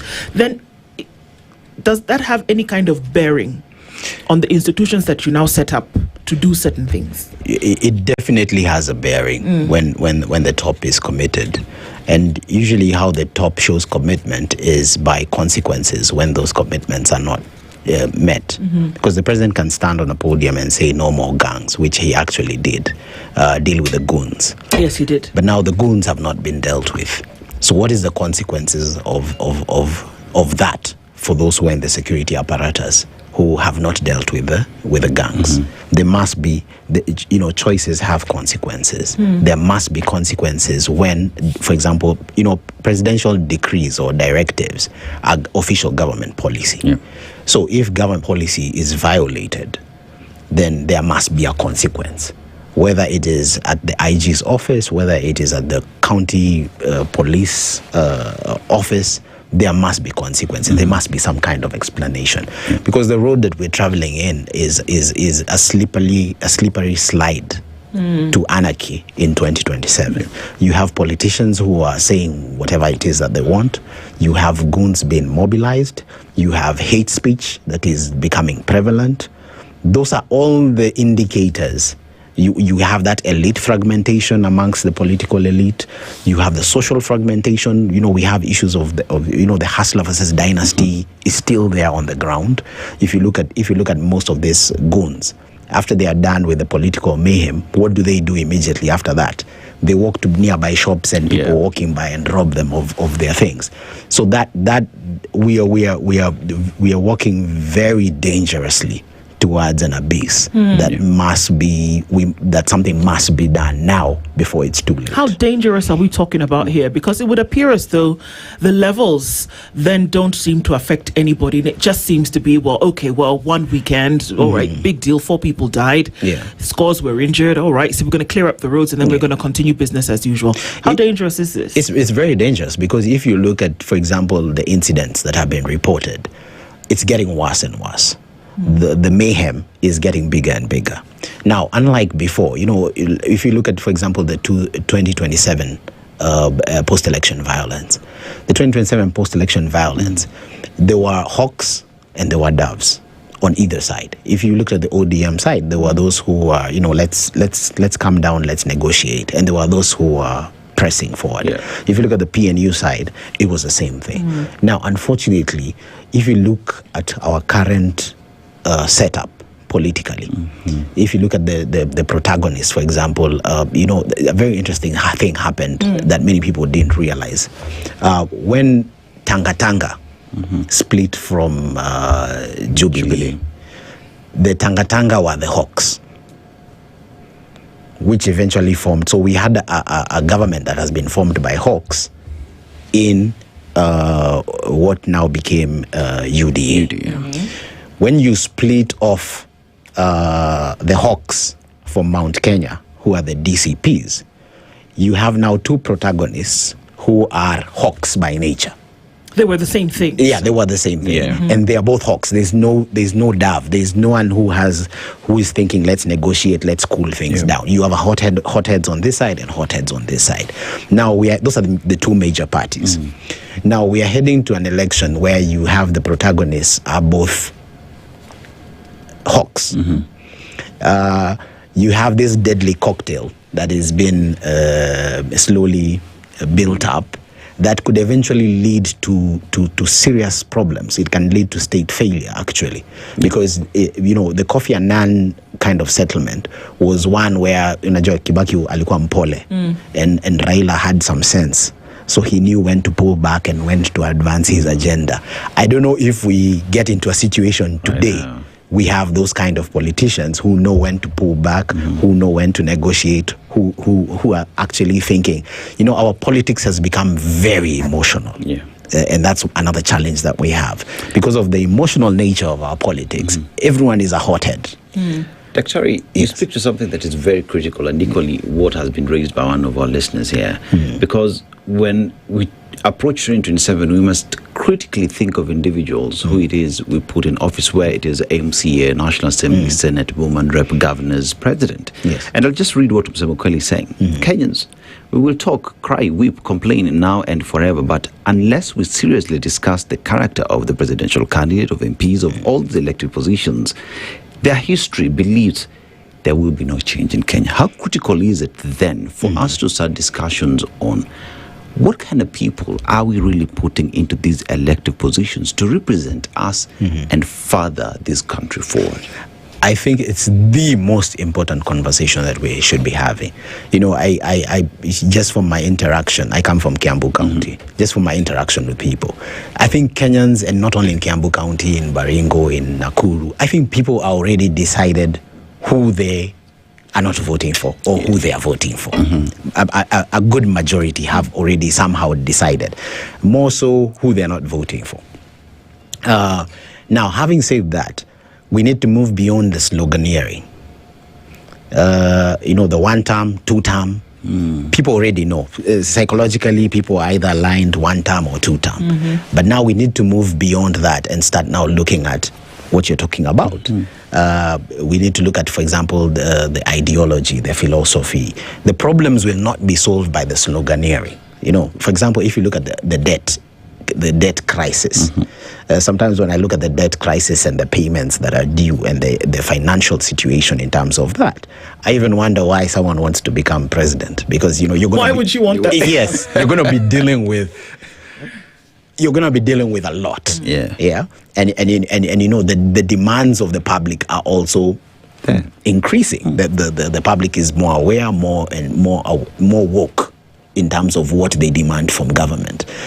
So unless we have that discussion, we need to critically analyze this thing of voting in waves and slogans. Insanity is doing the same thing over and over, expecting different results. We've done it since 1992, all the way to the last election. People were voting in waves. Nobody's asking the critical questions. And then 2-3 years down the line, we'll be back again now complaining. So, we've done it now for more than 10 years. So we actually need to have that conversation. If you look at the American system, for example, they dig deep into your past, your behavior, your character. What you stand for. Yes, what you stand for. What are your inclinations? And then that kind of tells us a trajectory of what kind of a leader you're going to be. But do we do that? If you look at the mud that is thrown on both sides of the political divide today, there's mud about character of person X and person A. And I tend to think what one party says about the other, the funny thing is in the political situation that we're in, I firmly believe that none of them are lying. What X says about Y is 100%, and what Y says about X is 100%. You know what I'm saying? Is 100%. So have Kenyans settled on the fact that that your leaders, or rather the people who offer themselves for elected positions, are the individuals who should not be close to those positions? But you go forth and vote them anyway. Okay. Or is that the offering that is on the table? Yes. Now, the prayer is that this election is going to be different. The Gen Z revolution kind of showed that we've reached a critical breaking point. If you talk to young people in this country, they're saying this is, if this doesn't work, forget the constitution. They're saying that openly if you go online, right? But many people who traditionally didn't run for office are now running for office. I'm actually one of those people, but that's a story for another day. But so a lot of people who have not been involved in the political process are looking at what is happening. And then you remember that in the last election, there was a silent majority that did not vote. Yes. Why? Because they looked at what the options were, and they were not happy with those options. But now, I'll give an example of my own situation. On that day, I was doing some barbecue. I'd say, I'm not going to vote. Look, the choices are not appealing to me. But then, now in hindsight, I'm full of regrets. Like my vote could have counted. But it didn't. So this time, I want my vote to count. And there are many millions of Kenyans who are looking at the situation, looking at the slide, looking at the rhetoric, and there's hope. I feel like there's hope. If you look at the waves, for example, Linda Mwananchi. Linda Mwananchi, if you ask me, signifies and carries that hope. Whether it will be actualized if they take power is a different thing. But people want some kind of change. But even in the traditional strongholds, if you went to Bomet, Kericho, there are also young people who are putting themselves forward to run under UDA. Under that outfit. So even in our various local regions and within different political parties, there is an upsurge of new blood that is coming in.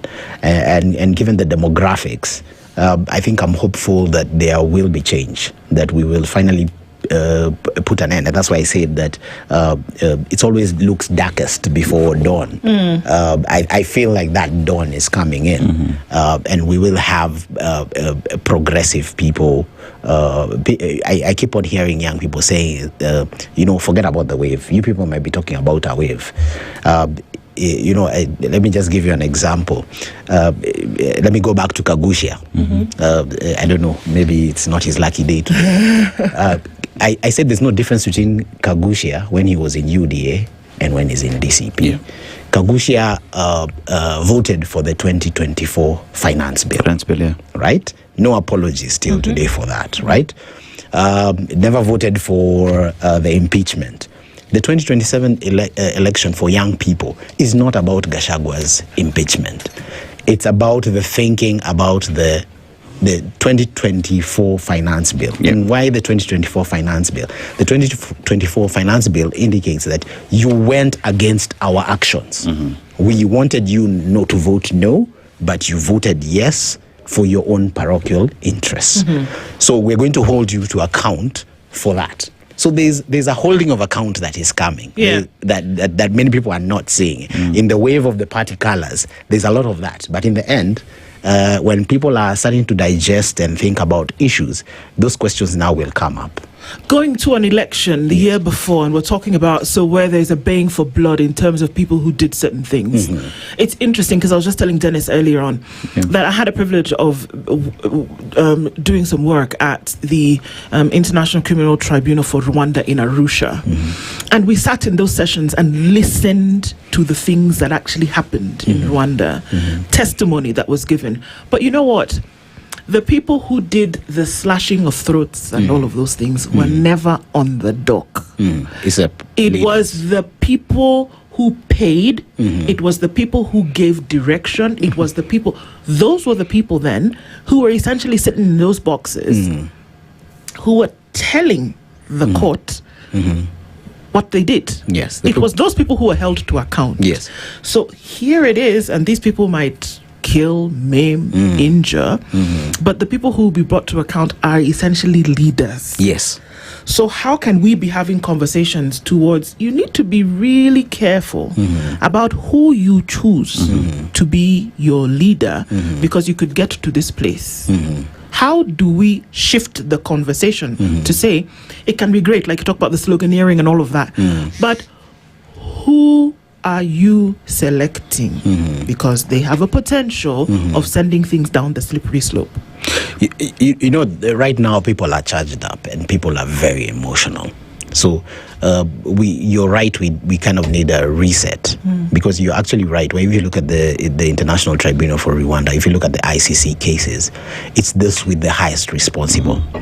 Now, if you look at where we are in terms of the digital age, unlike before, there's so much evidence that is being collected. There are non-governmental organizations.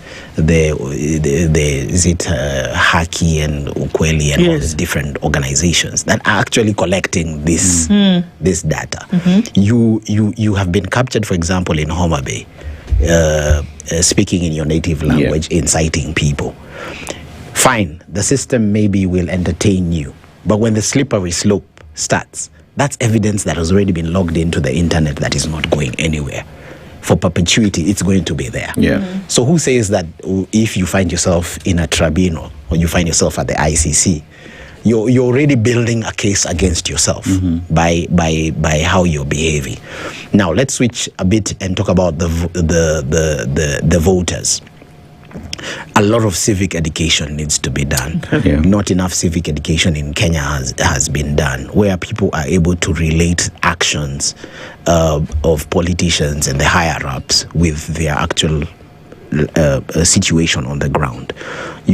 I saw somebody saying that if you look at, for example, those advocating for a particular political party, they're actually the ones who have suffered the most economically from the actions of that political party.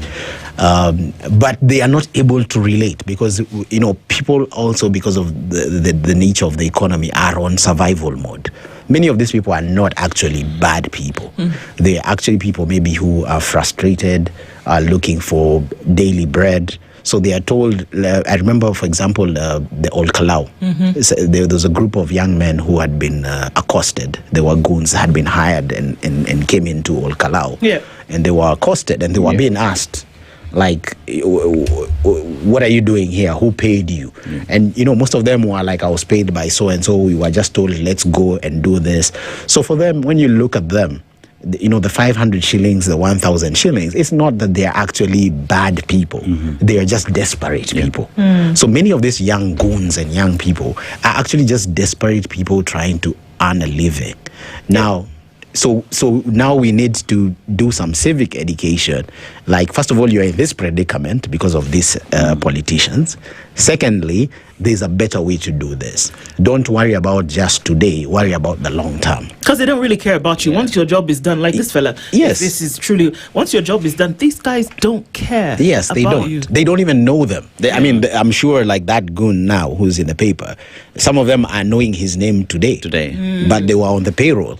I mean, he just gave money to his PA and maybe said, go pay them. He doesn't know the actual person's name. You see, we talk about civic education, and there are agencies. One would say that even IEBC would be on that path right now. Political parties themselves should be on the path of civic education to enlighten people as to what voting right means, what different change, what change would mean to your life. But no one is taking that route, because then Mwananchi would be enlightened and perhaps would say no to you. So it is by design. It is intentional that we'll not take the path of civic education. We'll take the path of spewing hate, because that's what we know how to do. You know, major political parties in this country don't want you voting on logic and sense. They want you voting on emotion. So that's why you see on both sides, there's an increase in hate speech. There's an increase in derogatory remarks against each other. Then that way, just by human nature, we run to our, you know, there's a kind of like we run to our own people. In Kenya, you know, our leader is being attacked, so let's run. But what Kenyans need to realize that, for example, an attack on Gachagua is not an attack on Kikuyus. An attack on President Ruto is not an attack on President Ruto. So when they exchange words, that's just the elite there exchanging words. We are not privy to their inner workings and the issues that they have.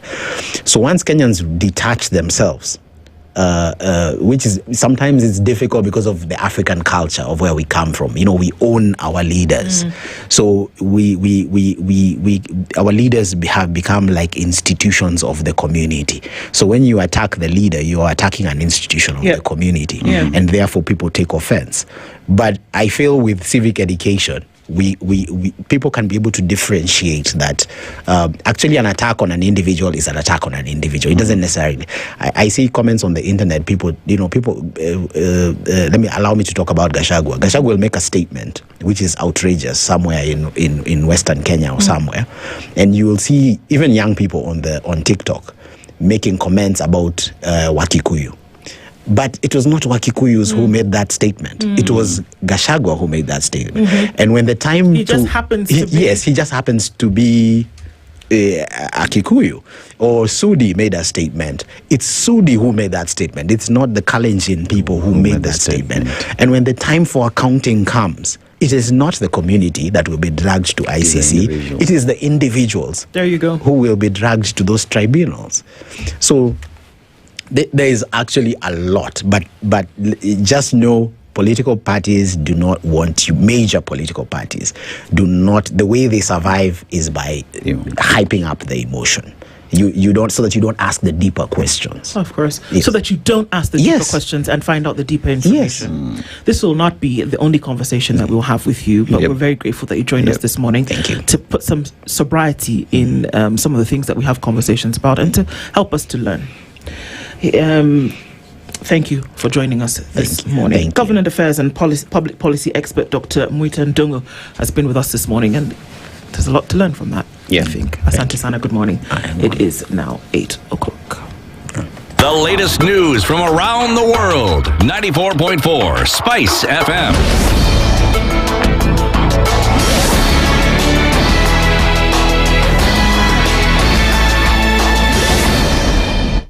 Good morning, this is the news. I'm Sheila Tembor. Anglican Church of Kenya Archbishop Jackson Olisapit has called on security agencies to take firm action against groups disrupting political meetings across the country. Speaking in Kisii during the opening of the Anglican Church's annual National Youth Conference, Sapit condemned rising political intolerance, warning that it could trigger violence ahead of the 2027 elections. He also urged young people to reject attempts by politicians to recruit them into acts of violence and disorder. My call to those who are maintaining law and order, particularly the Minister of Interior and the IG and the DCI and those who are managing public order, please take over charge of public order and remove it from the hands of goons. Because if we continue to see goonism in this country reigning without being abated, then it is preparation for chaos, and we don't want that chaos. We want peace for businesses to thrive. Even whoever is looking for leadership, you don't want to lead dispersed nation. You need to lead a nation that is cohesive and united, and you need to lead a nation that belongs to all of us. So my urge is, let us all be careful in the utterances, whether you are in the opposition or in government. Let us use our tongues to bless Kenya, not to divide Kenya, to give hope, not to create a state of hopelessness. Homa Bay Town MP Peter Kaluma has asked the NCAC to postpone his appearance before the commission, citing urgent government duties. Kaluma was summoned over remarks he allegedly made during a political rally in Homa Bay. He has disputed the transcript and translation of the remarks, saying they do not accurately reflect what he said. Earlier, Kaluma called on the government to investigate and arrest Siaya Governor James Orengo, Embakasi East MP Babu Owino, Suba South MP Karoli Omondi, and Nairobi Senator Edwin Sifuna over alleged links to individuals involved in the violence reported in the Homa Bay. Is the guy the DCI said jumped out of the vehicle which was intercepted headed to Homa Bay from Kisumu through the window. That I will also be confirming to you is a pretense. The police know where he is. Lennox Omondi, who is always with James Orengo and also blogs for him. There is a gentleman, a thug called Vincent, but also called Mungiki, from Manyata Estate in Kisumu. There is Otusa from Manyata Estate, Kisumu. There is one called Chumbinyiri, a well-known murderer from Manyata, Kisumu. There is Mose, another well-known murderer who has undergone several murder trials and is still undergoing some, also from Manyata, Kisumu. President William Ruto says government reforms in the health sector are beginning to bear fruit, with more than 32.3 million Kenyans now registered under SHA. Speaking at the National Health Summit at the KICC in Nairobi, Ruto said the figure is a significant increase from the 8 million people registered under the defunct NHIF. He added that more than 8 million people have received treatment through SHA since its launch in October 2024. Ruto said SHA has so far received more than 209 billion shillings and disbursed over 178 billion shillings to contracted health facilities across the 47 counties. So far, the fund has received 27.4 billion shillings in budgetary allocation and disbursed 23.3 billion to support more than 20 million outpatient visits, benefiting over 15 million Kenyans. As we said, walk in, receive treatment, walk out, just as we promised. And that's the news. I'm Sheila Temur.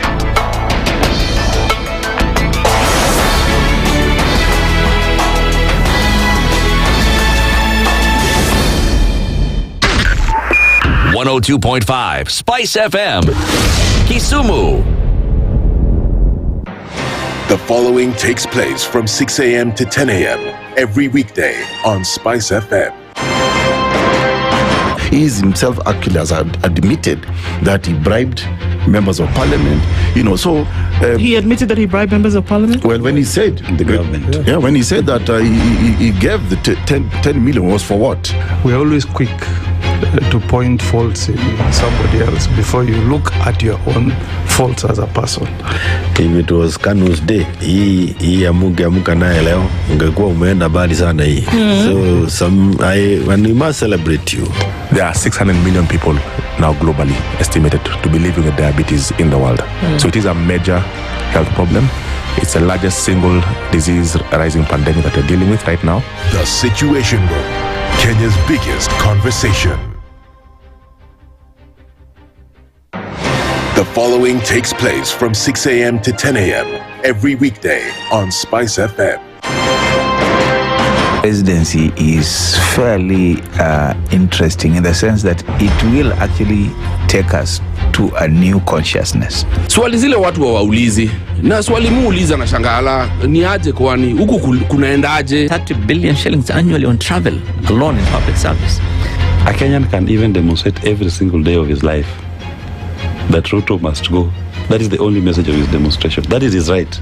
That bribe blinds the eyes of the wise and subverts the cause of those who are in the right. This is the Situation Room, the only way to start your day.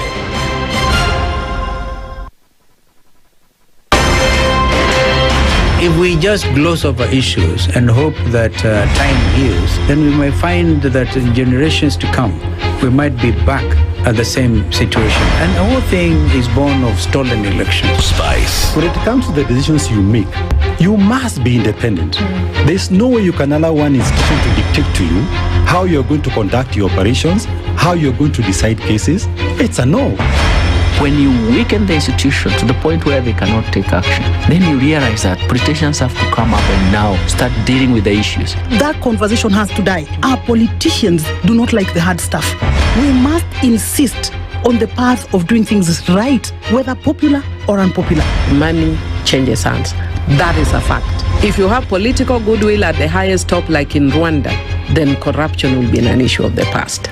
If you don't have political goodwill at the top, we will pass laws, we will amend laws, we will continue passing laws and re-amending laws, and nothing will happen. This is the Situation Room, the only way to start your day. Mature, intelligent talk every morning. Spice up yourself.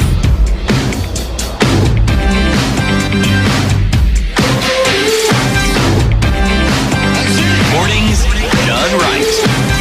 94.4 Spice FM, Nairobi. We're coming in at 9 minutes after 8 o'clock, and we continue our conversation. We're going to keep talking about the violence that we see and how it's being perpetrated, and what must happen. If you can't stop it, you must then be able to talk about it and talk about the discomfort. We're not even talking about uncomfortability now. We're talking about the discomfort that is felt by people around the nation. To help us to move this conversation a little bit this morning, the Senator for the Republic of Kenya representing the people of Makueni County is Wakili Dan Manzo. Good morning. Good morning. How are you doing? I'm fine, thank you. Good. Cold morning though. It's a cold morning. The temperatures are dropping. The rain is coming. Yes. We are told that it's going to be quite interesting in terms of what's going to happen around the country. So now would be the time for those committees where you sit, Senator, that things need to happen in terms of how the money is being I hope the city will not flood again. This is the hope. 80 billion should be ensuring not flooding. Yeah. Karibu sana. Asante. Before we get into it, because there's quite some to discuss and see what direction that we've come from an hour where we are talking about the fact that we have to be very, very clear as citizens have to be very, very clear about where they are in terms of selecting leadership, because that leadership bears the responsibility for some of the things that we see later. But we'll get into that. Dennis has today's proverb from Mauritius. Yes, beautiful country. 1.2 million people is the population. You think about what it is they do, because it's an island country rather, beautiful beaches, a lot of fish in there to enjoy, but they're also huge on manufacturing and agriculture as well, that continues to propel then what would be the economy. But the proverb we get from this beautiful country: the peacock spends its life displaying its feathers, but the eagle needs no decoration to prove it can fly above the cloud. How would you interpret it? You see, those who are great don't talk about it. Okay. If you keep here boasting and a lot of explanations, you just wait for the action. The eagle just acts with precision. Yeah. Hands with precision, hands snakes, hands, dangerous things, and feeds its family. But when it comes to the peacock, it can only boast. I'm pretty. Well said, well interpreted. Yeah. Indeed. We're looking at the cost of political violence, and right now we're in the throes of this conversation for things that happened, months ago, weeks ago, days ago. What is the cost of political violence from where you sit? Very expensive. And what politicians and the Kenyans should know is that a criminal liability does not expire. So if you are involved in a criminal activity, when you are at the height of power and you are protected, and the DPP uses discretion and doesn't prosecute you, a day will come when you must pay for your sins. And I'm just saying, like, when politicians incite or sponsor violence, like what you saw in Kisumu and Senator Osotsi, that's a criminal activity. One day will be brought to book.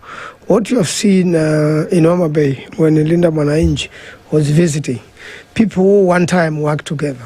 Sifuna, former Secretary General of ODM, Babu, member of ODM, Orengo, member of ODM, and all that team. And now ODM fighting its own. Then there are 5 deaths and 1 policeman. That is murder. And the evidence can be traced. Whoever paid money can be traced. In fact, goons have no loyalty. If one of them gets into trouble, if 1 or 2 gets arrested, they tell the whole story. And then they provide the evidence. So you, Mr. Politician and Madam Politician, when they do that, they'll not go to the gallows alone. They'll go with you. Yeah. And then there will be public pressure, public demand that you be prosecuted.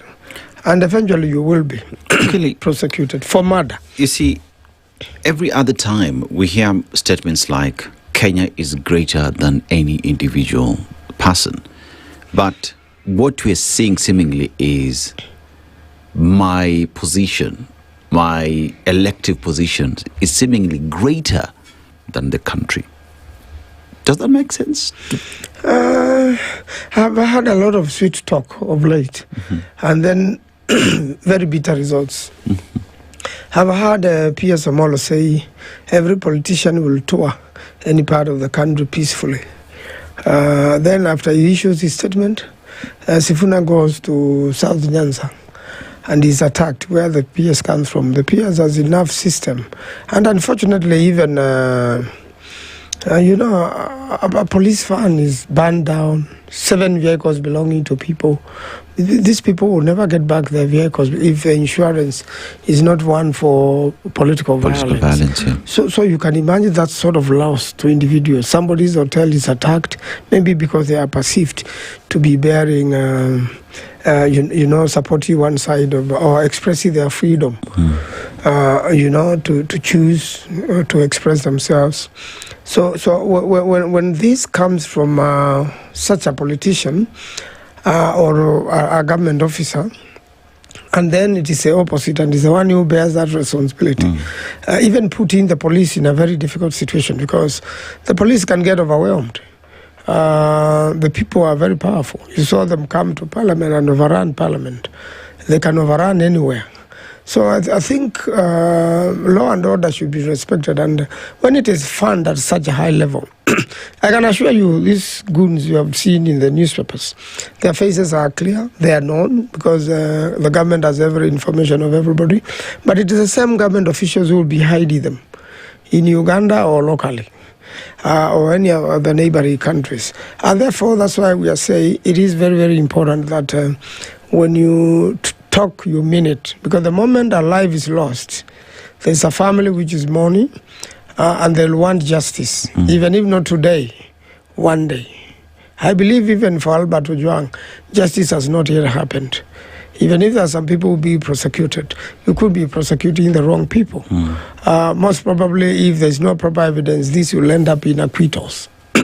So it means at some point, when the climate may not be favorable to such government people, then the truth will happen, because people will not let this go.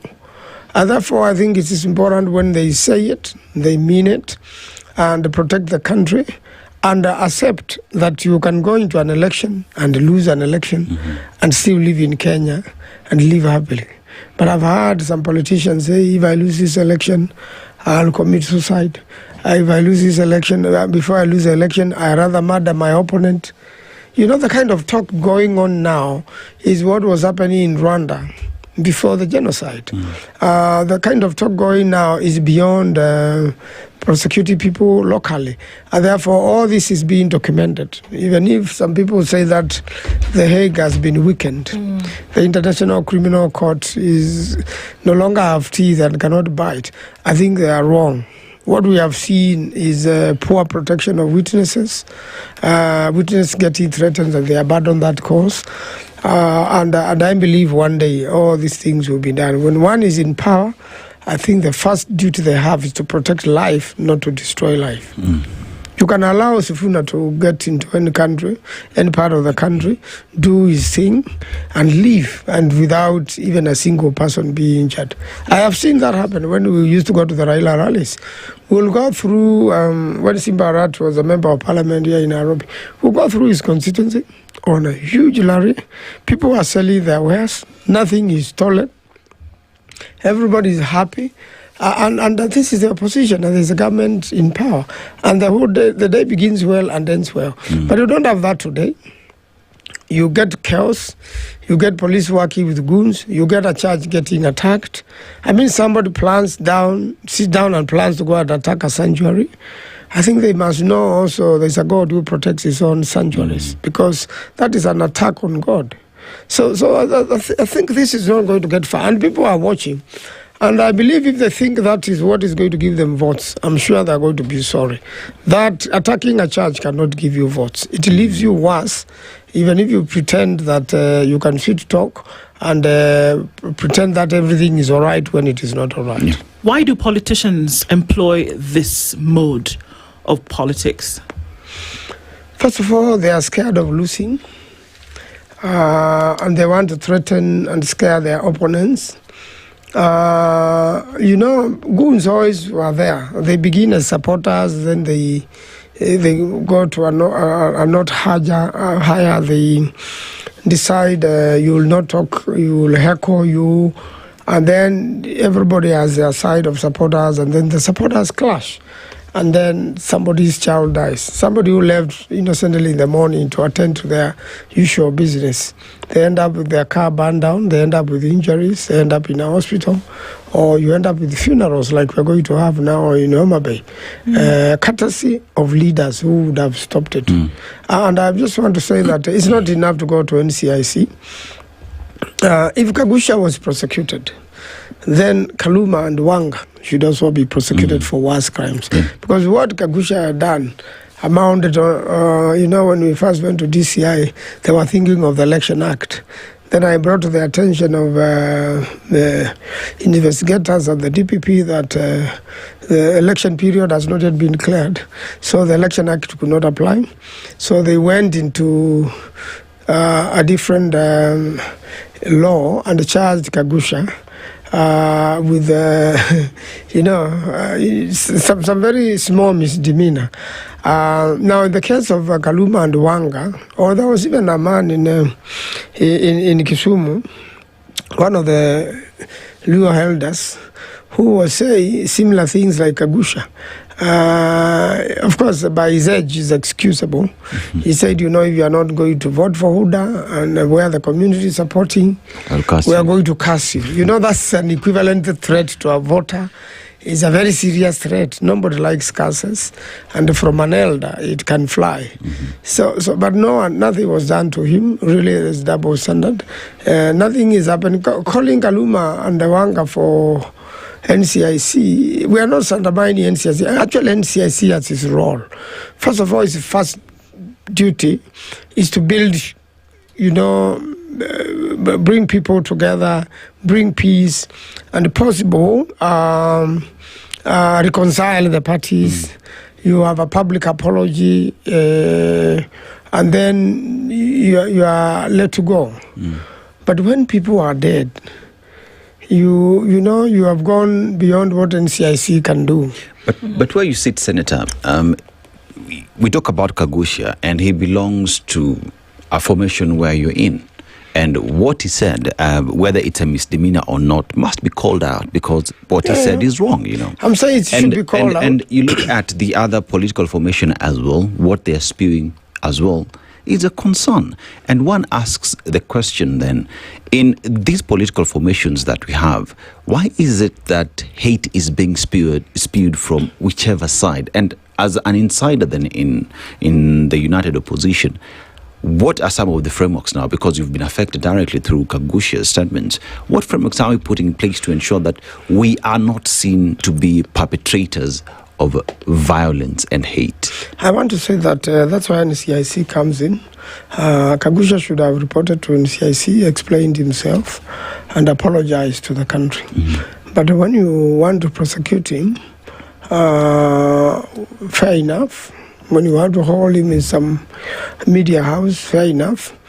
But if you look at the documents to prosecute him, they will not build that cohesion, because you've got some recordings done by a third party which have to be certified, and then the much you could do is still give a public apology, even in court, if he's found to be guilty or he can explain himself. But now when people get incited like that and somebody dies or somebody is injured, I think it should be stopped. I think that's so much impunity, like what we saw with the South Sea. That was impunity, in front of cameras, in front of people, without fear of consequence. I think when a nation walks that, there is a reason to be concerned. But Senator, do political formations bear responsibility in ensuring that those within their formations are not seen to be spewing hate? Because today, as we speak, many are saying there is no difference from either side. So are there frameworks within these formations to just ensure that people we have do not portray as negative, that will play politics of peace, politics of agenda. You saw that the Mautanji is a team which is led by NCIC and IBC, because this is being done for politics and by politicians. One of the things which should happen and can bite enough and will send sense to politicians, if you are barred from participating in election. Okay. If Kaluma and Wanga are barred from participating in the next election, for example, they'll find it too punishy for them. And if it happens to any other politician, so that once you are shortlisted, you cannot be allowed to participate in the election, because political parties sign a code of conduct. And the political parties are the ones which should caution its best candidates, so that they don't end up being barred from participating in an election and building their career in politics. And I think that should be strengthened. But as you have heard in your promotion here by Millie Odhiambo, if you don't have goodwill from the top, it is a waste of time. Be it corruption, be it violence, be it if you just have some cheap talk from the top, a talk you don't mean, a talk you don't implement, then we've got a very serious problem. It must begin from top, whether the president is going to go back or not.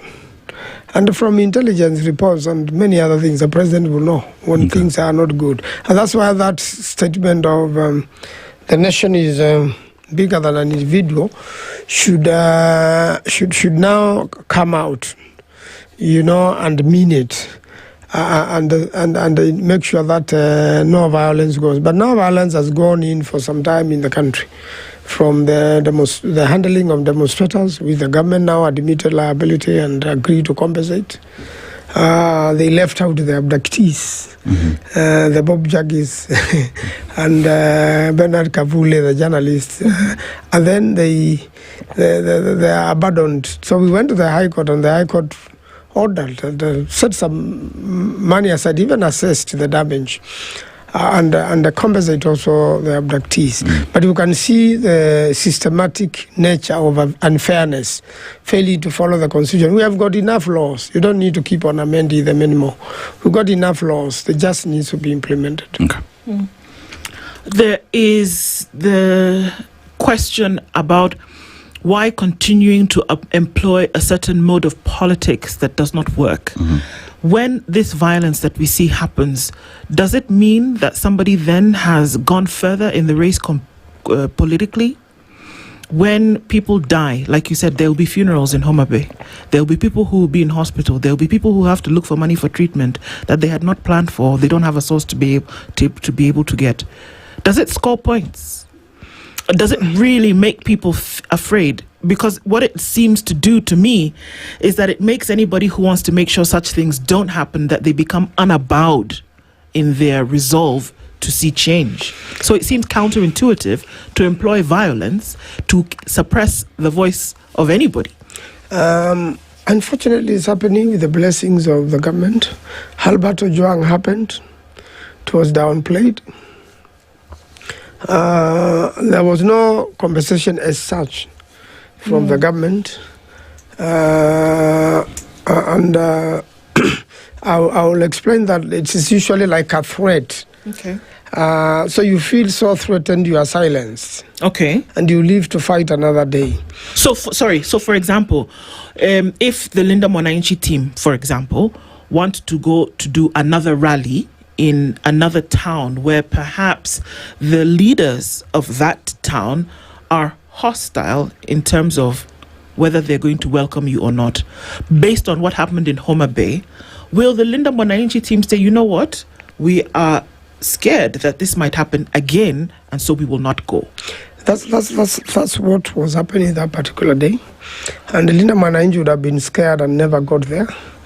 But the Linda Mwananchi team, they know that place very well. So they used other routes and other means to get to the venue. As you saw, the road was redo to stones, meaning nobody was going to move. And when goons throw stones on the road, they leave police to remove them. Now, the police who go and try to control the situation, they end up with a burned down government vehicle and a police officer dead. I mean, that is excessive. And what happens after a police officer dies in this sort of situation? Compensation to the families is usually next to impossible. So it has so many twists and turns, the families give up and just sit there and wait, unless you have somebody who is so connected and helps you. So I want to say that in the Linda Mwananchi situation, they decided not to be cowed and used wits. But what this is, they're setting it up, is so dangerous. Are you telling Kaluma now that you will never go to Bungoma? Now look at it even worse. There is a day Wetangula went to attend a funeral of a member of parliament's mom in Kisumu. And then he's prevented by goons from leaving. And it is such a chase up and down till he took off from a safer place. And while he was getting out, there were some injuries and I think one death of these fellows who hung on your vehicle and they refused to come out till you give them money. And even when you give them money, they refuse to come out. You drive at 100 kilometers per hour, they refuse to give up. So you have to stop and yield to all the demands. And I think now, can you imagine if the speaker, Wetangula, was killed in that place? Then are you telling me Oburu will go to... I'm looking at the worst case scenario. Are you telling me now Oburu will attend that funeral and get out alive? So we must now know that this is terrible and it must stop. And I know Oburu doesn't like it. He doesn't like violence, but he's unable to control his members of his party. It is a high time now people said, look at that worst case scenario. And the violence can get into anything. It can get into anybody. It can get into the president. If it can get, to any leader. And can cause death to anybody. It is not just those innocent people. So I think it's a high time now the president and his government meant it and stopped it. What if he goes into a crowd which is violent, he himself, and his security are overpowered? What will he do? Because security can be overpowered. It can. There's nothing you can do to 10,000 people. No, whatever ammunition you have, there's nothing you can do to 10,000 people. So I think really everybody needs to sit back and stop the violence. And it is spreading everywhere in the country. It is not just in Nyanza. I've seen that trend in Makueni. The UDA brigade is hedging towards using violence now to convince people in Makueni to support Ruto. And it doesn't go like that. You cannot support him by violence, by force. Politics should be like marketing. You give your best to market a product and you let the people decide whether they will buy or not buy. But when you have to force somebody to buy a product they don't like, then I think it is horrible. And to finish this, to stop this, leaders who are participated in crime should be prosecuted. Somebody's going to have to bell the cat, and let's find out who that is. When we take this break, we'll be back, because then we know what should be done, but it seems as though we are just abiding in the state of realism and rather idealism, and not being real about the situation, whereby it should not be the case. And if we had people who are abiding by the rule of law, then perhaps we would see something different. But then how do you curtail that, and how then do you insist? We'll continue. The senator is here with us this morning. We'll continue with our conversation after this. This is the Situation Room, the only way to start your day. Traffic.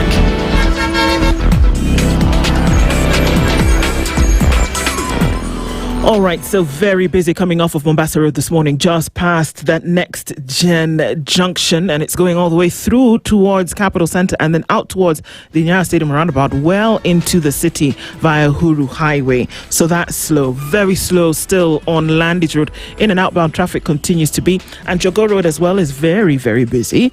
We're seeing traffic on North Airport Road still continuing out towards Embakasi. Yes, we are. And coming off of the Thika Superhighway, a little bit of traffic left as you approach the Pangani underpass, and then we'll see movements that will then lead towards traffic on Wayaki Way, Lower Kabete, Spring Valley. It's all doing the thing, busy this morning as well on Raila Odinga Way, just at that junction, past that Ngumo junction, heading towards Ngong Road. All right, so we're still in traffic hour. We're keeping an eye on all of this. We'll talk SpiceFM, KE on X, hashtag the Situation Room.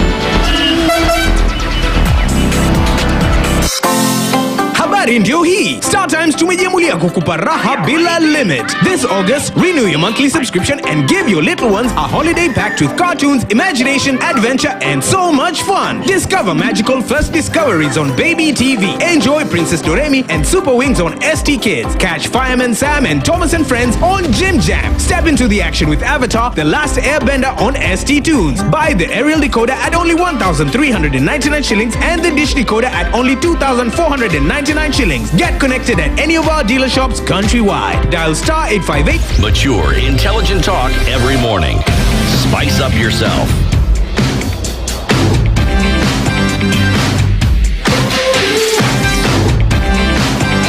Mornings done right. 94.4 Spice FM, Nairobi. And our conversations continue this morning. We're talking with Senator Dan Manzo, and we're looking at the cost of political violence.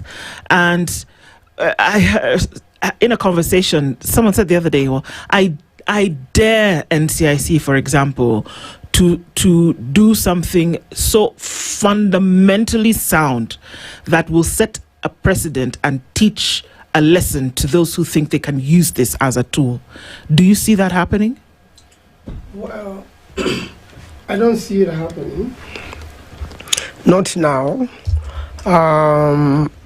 First of all, if it were, very painful decisions have to be taken. And one of those decisions is prosecute Kaluma, prosecute Wanka. If those two get arraigned in court, I know it will not be locally because there will be so much violence. Supporters say don't do this. But it's a high time. Hard lessons were learned. If somebody like that was prosecuted, arrested, and charged with murder, and seriously prosecuted because there's overwhelming evidence, together with those major goons who were used to do these things, malicious damage to property. If those two went to court, then you will start changing the nation. But from the look of things, the government is not likely to prosecute them. And is that why it's taking so much time? There seems to be the element of time is not really respected here. There's a gentleman who was killed. For all intents and purposes, by the time he was being released from Mathaiga police station, he was dead. He was a walking corpse. A few hours after he was released, Eric Otieno died. And the details of what happened to him, by the way, has not been mentioned by anybody since then. It's been 2 weeks. Okay. The reason why Albert Odrang's story came out really quickly is because of the fact that his father raised an alarm and said, "Excuse me, my son was arrested. We don't know where he is today." And then very quickly we heard that he had been killed and he died as a result of the torture that was meted upon him. We can go on and on. The time factor. I mean, so many things. Last week in Makueni, a young man was arrested over some, little things in a small town called Nungune. Yes. And when he got to the police, he kept on asking, "Why are you arresting me? I mean, you have arrested me another time and taken me to some remand prison and eventually released me with no charges, charges abandoned." And he was saying, "I'm not getting to this cell." The next day he was dead. George Macau. Yes, and then they cooked. They said it's a story of. I went there. They said he hanged himself with his trouser. Nobody from his family. You see, somebody hangs themselves. The family will be called at least before he's released. In fact, even somebody hangs themselves in a house, nobody touches them till the police come. And so this one was turns and twists and was very upsetting. Now he's buried. And unless, serious following up is done, I don't see anybody be responsible. So why does it take so much time? And this is the third death in that police cell. In that particular police cell? So this is in the last 1 year or so. Yeah. In that particular police station. Some cops, some people, repeat Why story. does it take so long? IPOA is yet to pronounce themselves on these happenings. The IG of police came out the other day and said any death that occurs in a police cell whereby there were police officers in the area, all of them, not one or two, all of them should be indicted. All. He said this. Now, we don't know whether it was for show or to show as though something was happening, but then that means that even the ones that happened in the past, we should be having some things being done about that. So I'm making the connection with time, that today is Wednesday, and today is the day that Homa Bay Town MP Peter Kaluma has been summoned by the NCIC. But people died on Sunday. People were injured on Sunday. The violence happened on Sunday. If it were me or Dennis, we'd have been cooling our heels somewhere in a police station waiting for somebody to come and say guilty or not guilty. Why is there a selection of justice? I must say there is double standard, and that's a very bad precedent being set by the current government. I will tell you why even the IG sometimes will find himself hopeless. If whoever is being suspected to have committed this crime comes from a certain tribe or is connected to certain powerful people, that trial will not go anywhere, not in this regime. You're saying it like it's normal, Senator. Yes. It's unacceptable. Yes, it is very unacceptable. Unfortunately, our country has lost it in a big way in terms of the rule of law, in terms of weakening of government institutions. One time a cabinet members of parliament who were attacked somewhere in Syndrome by police and their vehicles shot. We took them there, we wrote statements, we gave all the evidence. IPOA has done nothing up to date. Those police officers are known. They have not been prosecuted.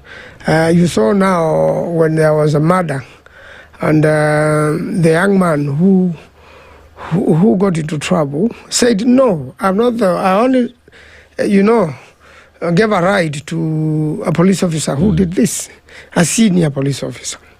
I mean, one disappeared, one got arrested, and I hope the other one will be arrested and they'll be prosecuted.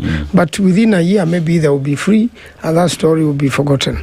So we are saying that first and foremost, the president must strengthen government institutions, allow DCI to do its job, allow police to do their job, allow courts to do their job, give courts sufficient evidence, allow ESCC to do its job, allow the DPP to do its job. And that's why if Kenyans have to change from this situation, because I don't see it improving. I mean, Kaluma and Wanga have committed murder.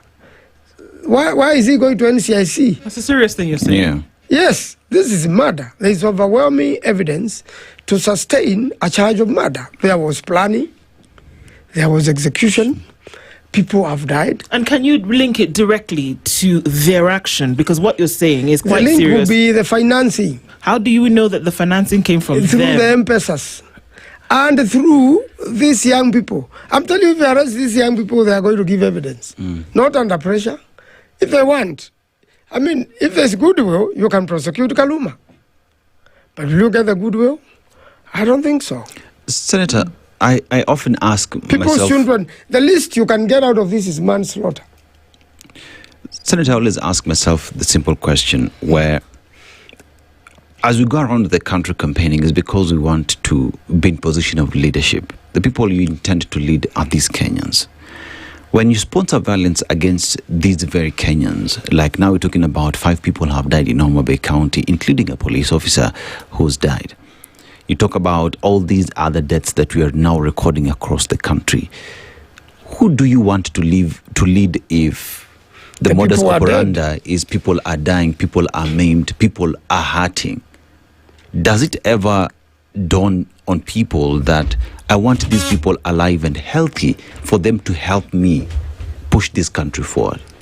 First of all, every politician, other than quite a number who lie, want a better country for themselves. And when they go to the people, they want to promise a better country, roads, water, electricity. You saw the roads in Homa Bay.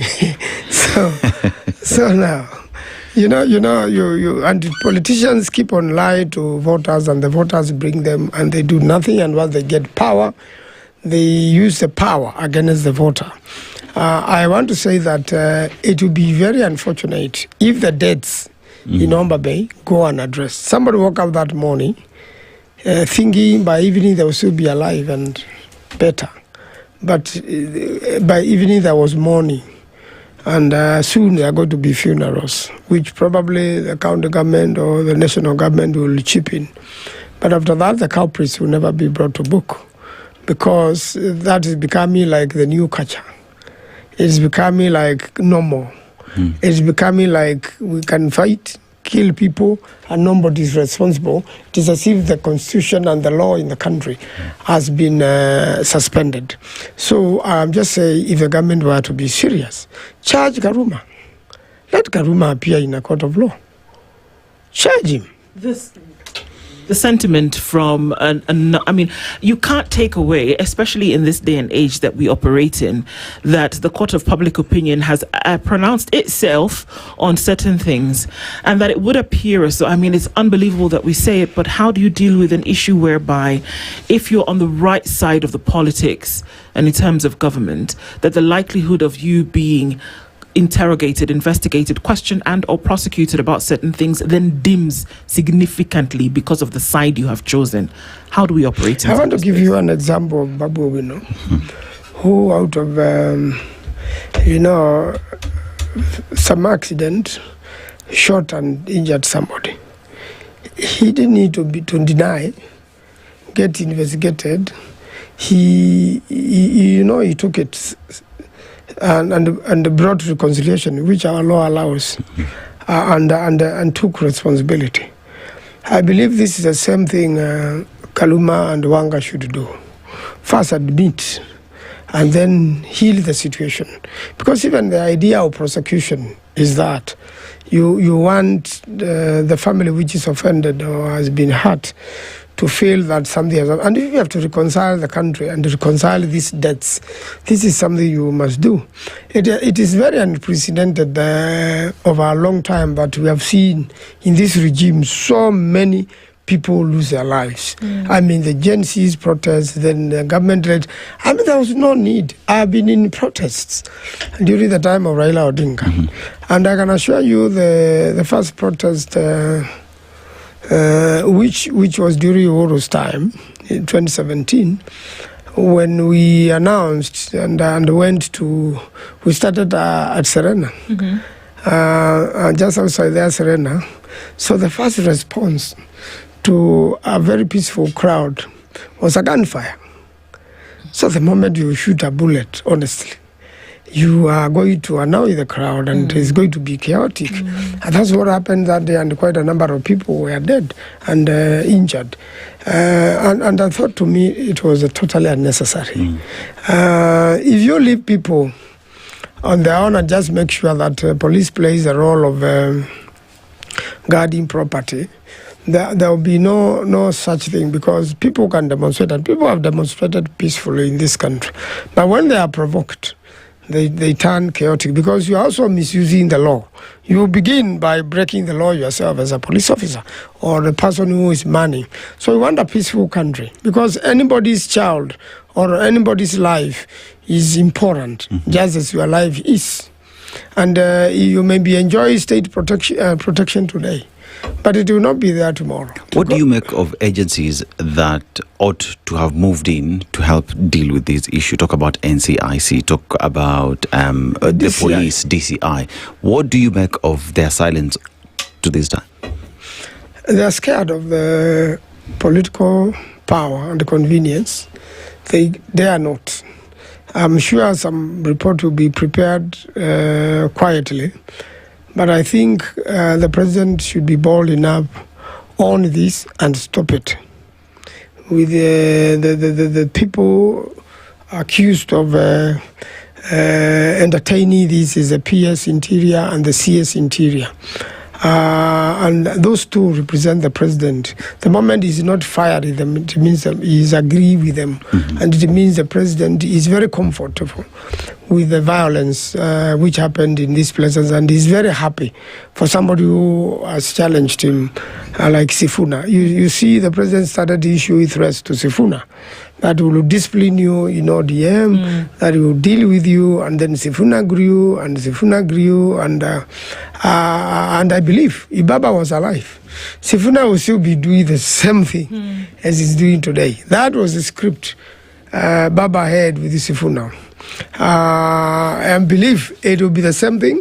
I believe the broad-based will be there, but Raila Odinga will be doing exactly what Sifuna is doing to correct the situation in the country, because it has not gone with exactly what. And then I'm sure 2027 then Baba will run. And then the political situation will be the same. I know people who pretend that Baba left them in government. He had made himself clear when he came to Manzoni and said, come on, who said 2 term? We are going to be running. And I'm aware also what his people did. They went and they abandoned him and went straight to Ruto before Baba gave the final approval. So these political things should call for tolerance. And the president should accept. If I lose the election, I am a Kenyan. I continue to live here and to do business and continue with my politics, hoping to get elected another day. And I think that should be the attitude of all politicians. But unfortunately, they want to use whatever machinery they have, the government finances, to bring back the government by force. But I want to tell them the people are more powerful than the government because they own it. The people are the sovereign power. The people need now to prepare themselves to bring change, which they need. The young people, the 4 million or so young people who have IDs, they were in the demonstrations in 2024, they have refused to register as voters. In fact, we should now organize a maandamano to go to register and consistently andamana till the 4 million or so are registered. The IBC is still registering, and it's going to have one more big, registration for everybody, for every police station. But Kenyans are Kenyans. They always show up the last day. For 30 good days, nobody will show up. But the last day, the queue will be over 1,000 plus. So one way is through the vote. And you have heard IBC say, we cannot run an election in a chaotic situation. I want to agree.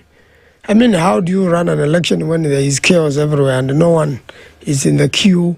No one is, there must be peaceful election. And the president should not just talk. He must make sure that elections are peaceful and Kenyans are allowed to choose whether they bring him back or they send him home. What does it take to have a leader who keeps the rule of law as the point in terms of a true north, and that again it shouldn't matter whether you want to come back or not? What does it mean, or what does it look like to have somebody who follows the rule of law as the compass? Anybody who saw 2007, it was spontaneous to a large extent, although some people allegedly planned. But now, 2027 is be planned. 20 years later, is carefully be planned and be executed. And I think the international community should really take charge and document this. It doesn't matter how long it takes. In Kenya, you can only serve for 2 terms unless we amend our constitution. And I've had some leaders proposing that we amend our constitution and delete the 2 terms and allow the people to make a choice for as long as they want, just like some governments in the region.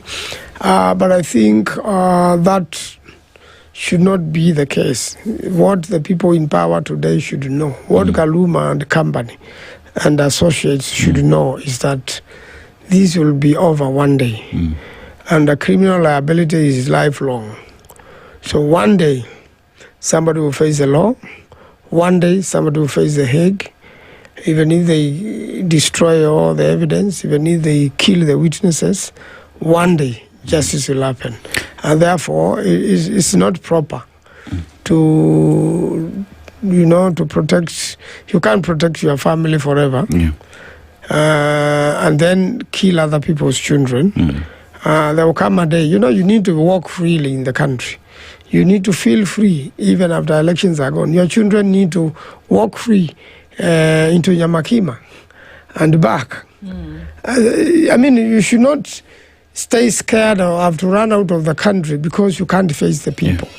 We should be able to look into it. And I believe Kenya is so determined to redeem itself from this. Kenyans don't like this at all, and they're going to redeem themselves, and the people who did this will face the law someday. Kenyans are key stakeholders in the politics of the day because they're the ones as well who go to cast the vote. And while at that then, clarion call is for Kenyans not to allow to be used as much as well poverty has been weaponized, that I will come pay you because I've impoverished you, and you go beat up your neighbor. Because at the end of the day, it is in the same community that people have died, that you have disenfranchised, that you will also go back even as a leader if you're not elected back to power. Even other than this, you see in totality. And if you go to the village like I do, things have never been hard as they are currently. We are receiving, information from Kenyans every police brutality, demonstration chaos. Now nurses are on strike. Nobody's addressing that situation of nurses on strike. The government is merely glossing over that and dealing with other things, the volunteers, other than the nurses who are working. Any injuries like the ones in Homa Bay and nurses are on strike, who will help you? When there's a road accident like one which happened in Makueni County the other day, we are very grateful the nurses came out, even though they were in strike, to deal with this emergency situation. But for how long are the nurses going to be on strike? For how long is the university fee pay program going to stay and sorted out? Because people need solutions now. If you say you are going to bring a law to Parliament, this House will adjourn before that law is done. So it's just talk, and nothing, while the common Kenyans are really, really suffering. The common Kenyan parent cannot feed a family, cannot take children to school, has to expect adults from politicians. People have given up, to work hard. There's overtaxation. The pay slips have been robbed thoroughly, and just like the security men will say, we have gone to State House to get back what the president has been cutting from our salaries. Now that we don't even have hope of ever getting these houses. So who are you building these houses for if you kill people? Who are you doing the roads for if the people you are supposed to be doing roads for are dead? So I think the respect for life should come first. And for President Ruto, you don't have to bribe voters or give money or call churches to State House. If you call one church, then when are you going to call AIC? When are you going to call Catholic? When are you going to call Redeemed? You can't go that way. So the best thing is just to do the right thing to people. If they want to elect you, they will elect you back. If they don't want, please accept. And deal now with the crimes you committed while you are in power. And that's what a lot of people in power are scared of. That's why you are seeing this violence. Because they are saying, once you lose this government, what will we do? And we have been committing crimes, we have been stealing from the government coffers. The evidence is overwhelming.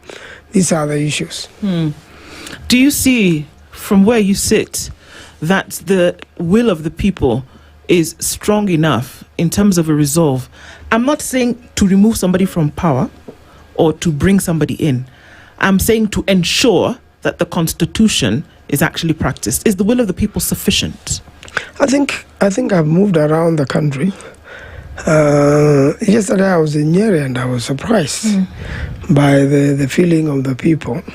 The other day you were in Mombasa, you will see, you know, what is happening in these places. And you know, the common Kenyan is so determined to bring change. But there is only one way you can bring that change. Ensuring that you register as a voter and you make a decision in, you know, at the ballot. That will really change the country. And I think every Kenyan above 18 years of age and with an ID should register and participate in the election. I don't think the election will be stolen as threatened because clerk number 1 to clerk number 6 are young people. And so long as you have agents in every single police station who are not being threatened, then the truth will happen in that police station. And before 11 o'clock on the day of polling, Kenyans will know who their new president is. The country needs change yesterday. He's a senator for the Republic of Kenya representing the people of Makueni County. Dan Manzo has been here with us this morning. There's a lot to remember. One, he says, we take that thing that you're feeling and put it to a vote and you actually see some change. Thank you for being here with us this morning. Our hope is that where there has been breaking of the law, that there will be payment for that. Thank you so much. Good morning, 9 a.m.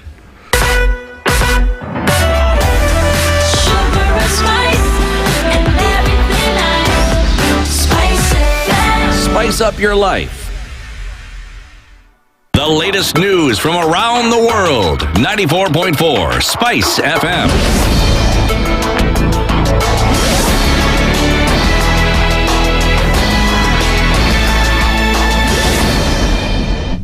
Good morning, this is Daniel Zaya. I'm Sheila Tembor. ODM has called for a thorough and impartial investigations into the violence witnessed in Homa Bay on Sunday, warning against blaming innocent people before the facts are established. In a statement, ODM Acting Secretary General Catherine Omanyo said investigators should establish who was responsible and whether the violence was organized before any individuals are named. She said those found culpable should face the law regardless of their political affiliation, while innocent citizens shall be protected from arbitrary blame and harassment. The party has also distanced itself from the violence, saying it does not support or tolerate political hooliganism and violence. The Law Society of Kenya has pledged legal support to victims of the violence witnessed during the Linda Mwananchi rally in Homa Bay on Sunday. In a statement, LSK President Charles Kanjama condemned attacks on journalists, disruption of media broadcast, property destruction, and other acts of violence, describing them as violations of fundamental rights and freedoms. Kanjama warned against normalizing hate speech and political violence ahead of the 2027 election. He called on the National Police Service and other authorities to ensure the safety of citizens, while urging the DCI to conduct independent investigations and bring those responsible to court. LSK says it will provide legal aid to victims and pursue accountability through established legal channels. The Social Economic Development and Human Rights Alliance has warned that the country could descend into chaos if the use of guns to disrupt political meetings is not addressed. Speaking in Trans Nzoia County, CEDRA Director Samuel Kiboi said disrupting meetings, destroying property, injuring people, and causing deaths could deepen political divisions and create instability. Gunism ambaye imeendelea katika taifa hili sio kwamba hii guns wanaamuka wenyewe, ni watu ambaye iko funded. Na nataka kuuliza serikali, wako na kitengo ambaye ni NSIS. Inataka kuniambia kwa hii mwezi mmoja yote wakipanga siasa ya Homa Bay, hakuna mtu anayejua chochote inachofanyika. So nataka kuambia vitengo vyote ya serikali iweze kushughulikia kuona ya kwamba gunism is eradicated completely in this country, kwa sababu they are unknown. Maana jinsi tunavyoiona nchi hii ikielekea ni muda mfupi hatutakuwa na amani yoyote.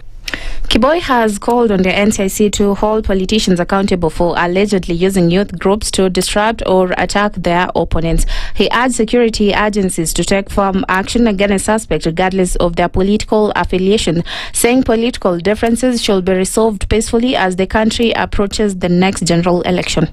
Kabla kura Tunahitaji wanasiasa wote wale walipoteza umaarufu katika tengo vyao kama seneta, governors na wabunge ambaye wanatangulia kubeba guns wawe arrested na wawe charged before courts. Hii hatutakubali na hatutataka NCIC ikitoa ripoti tu ikipiga story kwa television na kwa radio. We need action. Na president asiwa anatoa story ya kusema we have to deal with these goons. Let them do it mercilessly to safeguard interests of Kenyans. And health services in Uasin Gishu County remain disrupted as the nurses' strike enters its fourth week. The nurses are demanding implementation of the 2017 CBA, promotions and reclassification of qualified staff, as well as permanent employment for those who have served for more than 6 years. Uasin Gishu Nurses Association Secretary General Glenn Kimtai accused the county government of failing to resolve the dispute through negotiations. Tunalia CBA ambayo Council of Governors wamekataa kusign kwa sababu wanasema wanataka kunegotiate upya. Kumbuka kwamba tulienda mgomo mwaka wa 2017 na tukakuwa na maelewano yenye tuliweka kwenye meza. So tumesema tunataka hiyo maelewano ikuwe implemented kikamilifu. Council of Governors badala ya kusuluhisha issue zetu wameamua kukimbia kotini, na tumesema sisi tutaheshimu mahakama kwa kukubali kwenda jela na haturudi kazi until mambo yetu isainiwe. The same county has withheld our salary arrears awarded by SRC in the year 2024. Nawakilisha Kenya National Union of Pharmaceutical Technologies. Kuna watu wamekaa sana kwa miaka mingi kwa job group moja, hawajaweza kusonga. So tunaomba serikali ya county iweze kutumiza matakwa yetu ili tuweze kurudi kazini. And that's the news. I'm Sheila Tembur.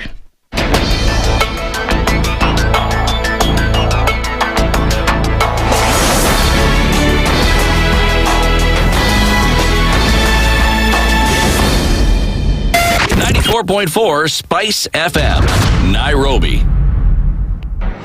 The following takes place from 6 a.m. to 10 a.m. every weekday on Spice FM. I am also a publicly elected official. Okay. My salary is paid by your taxes. Yes. So if you need me to answer questions, we will not run away from you. Asante we will always be here. The government itself is engaging in corrupt practices. That the government itself deliberately schemes to influence through bribery members of parliament. You pay for a passport online. Alafu you're told there are no booklets. I rebuke matters corruption because corruption has brought this country to its knees. This is the Situation Room, the only way to start your day.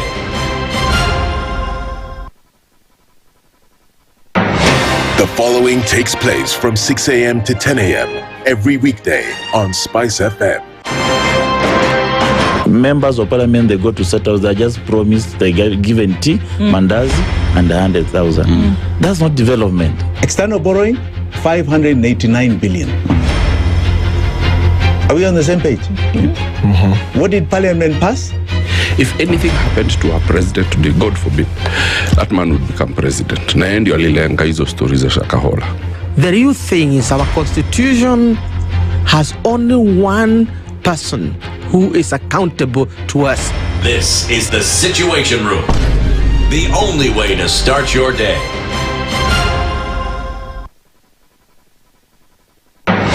The following takes place from 6 a.m. to 10 a.m. every weekday on Spice FM. Baba should disown these experts and they say they went there on the because he keep on telling us that these experts just you came from Dubai and you found them they already have status looking for jobs. Government has to has to introduce austerity measures. It's something that this government and the previous ones have not been able to do in this country. We've talked about it so many times. And really, I think you have seen the modus operandi of William Samoei Ruto since he came in. It's just showbiz. This is the Situation Room, the only way to start your day.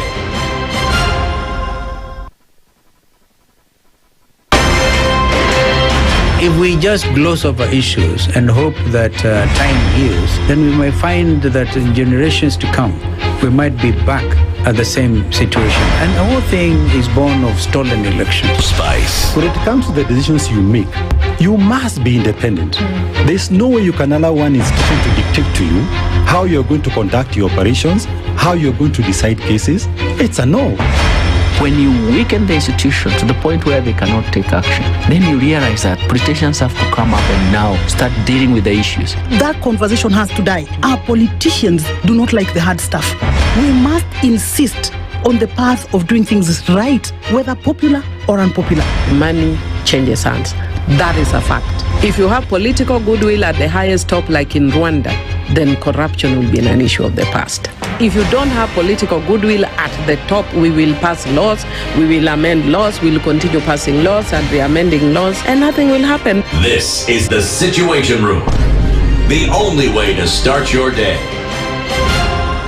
Mature, intelligent talk every morning. Spice up yourself.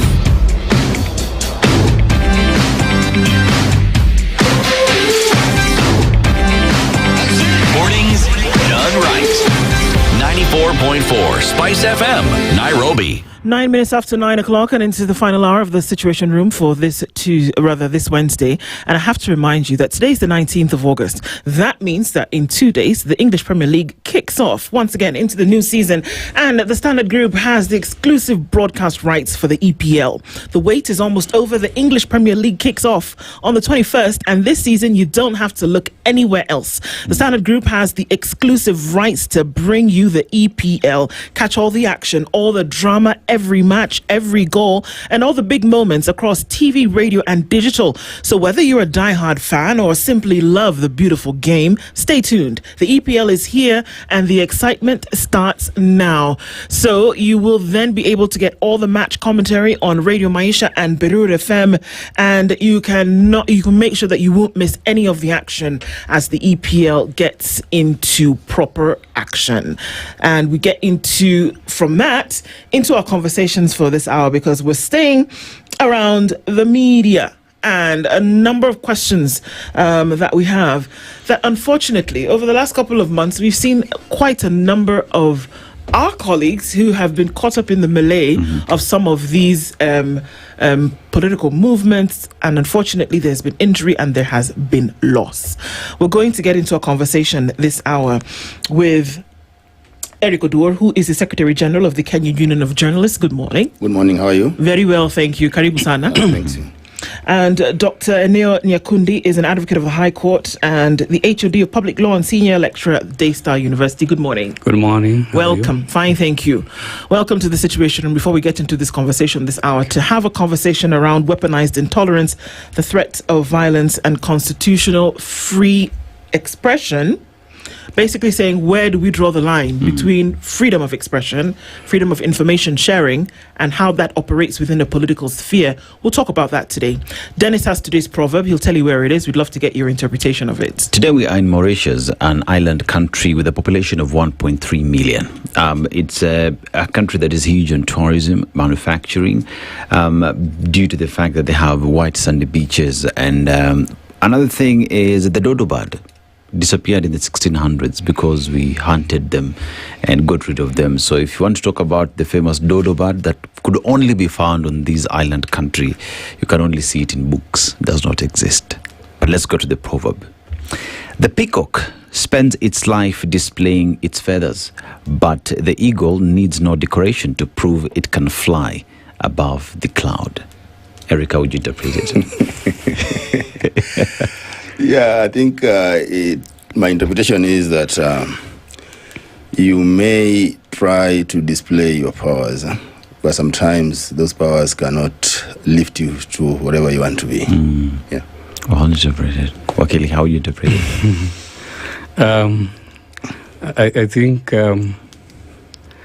my interpretation will be that the peacock, whatever it displays, is short-lived in the sense that it doesn't take it far other than the display.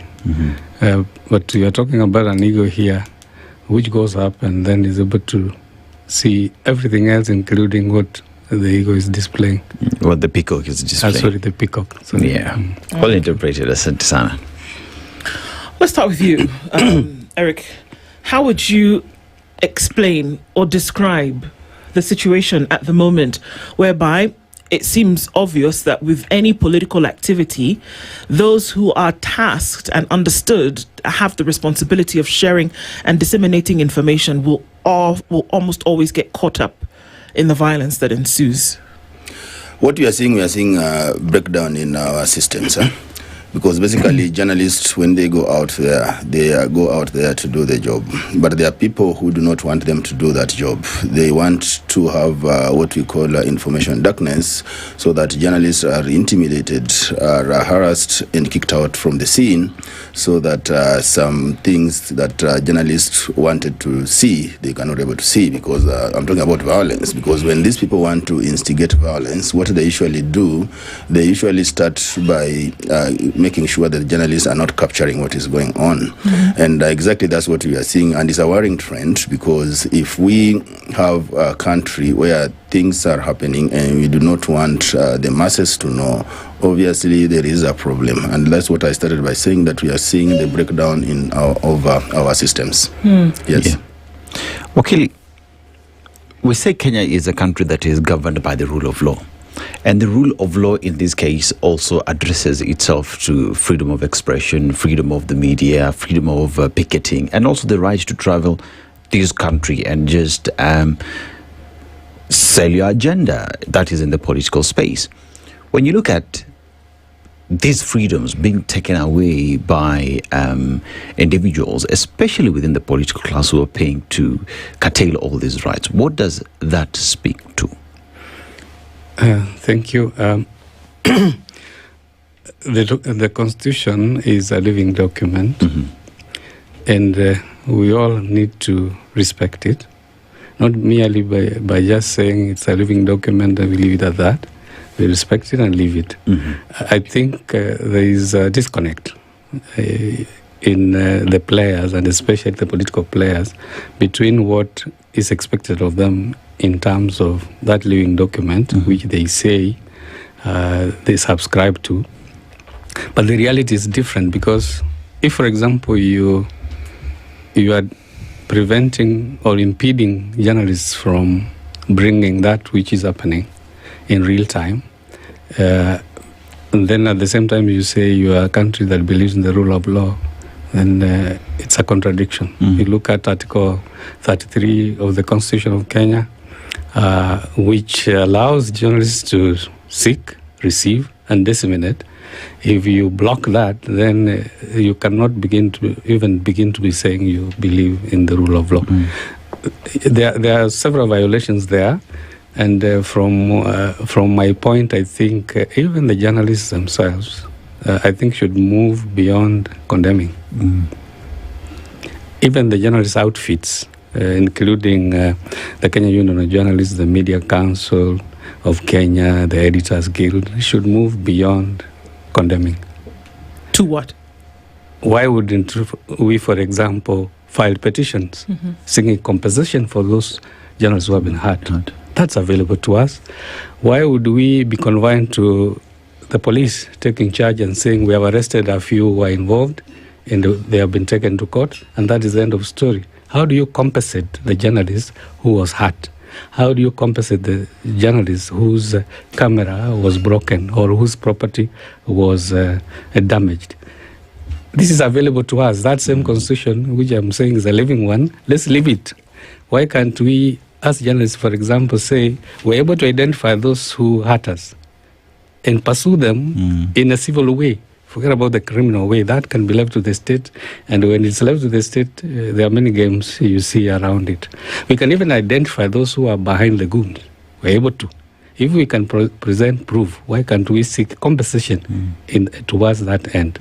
Our outfits can file public interest cases and include the journalists who are hurt in the process, so that other than those pronouncements, the journalists too can be compensated, because that is available to us. So for me, I think the point I'm making is, as journalists need to move beyond complaining, beyond condemning, and take action. Some people might, because if you are forced to compensate a person, probably might think twice about instigating other people. We're getting into a season whereby the country is relying heavily on the media to give information about what is happening, whether it is political activity and engagement prior to the general election, during the time where certain things are happening, where votes are being cast, when then counting continues, and then after that, when results are declared. That time, people will rely on the media and are already relying on the media to show. Now, we've already stepped aside from a place where we've stepped forward, whereby the media now is not just the traditional media that we know of your newspaper, your radio, or television. It has morphed into what many people can call the media. But if you look at the traditional lines that have already been drawn, it is upon that people are looking to for information. Can these two scenarios operate at the same time, Eric, whereby there is an attack on the media? We've seen the shutdowns. We've seen the embargoes. We have most recently been told that somebody is having a conversation somewhere about the denying of the transmission of results as they come in, which the media would normally then be able to broadcast. Can these two scenarios operate where the media has a role to play and then you see all of these other things coming in? Okay, then let me just, first of all, just to add to what Nyakundi has said, we have gone beyond condemning some of these things. Actually, if you go to court, there are a number of private prosecutions before the courts whereby we've sued government and individual police officers who are involved in attacks and harassment of journalists. So indeed, we've done that beyond just condemning. So going back to your question is that, yes, we are looking at a campaign season.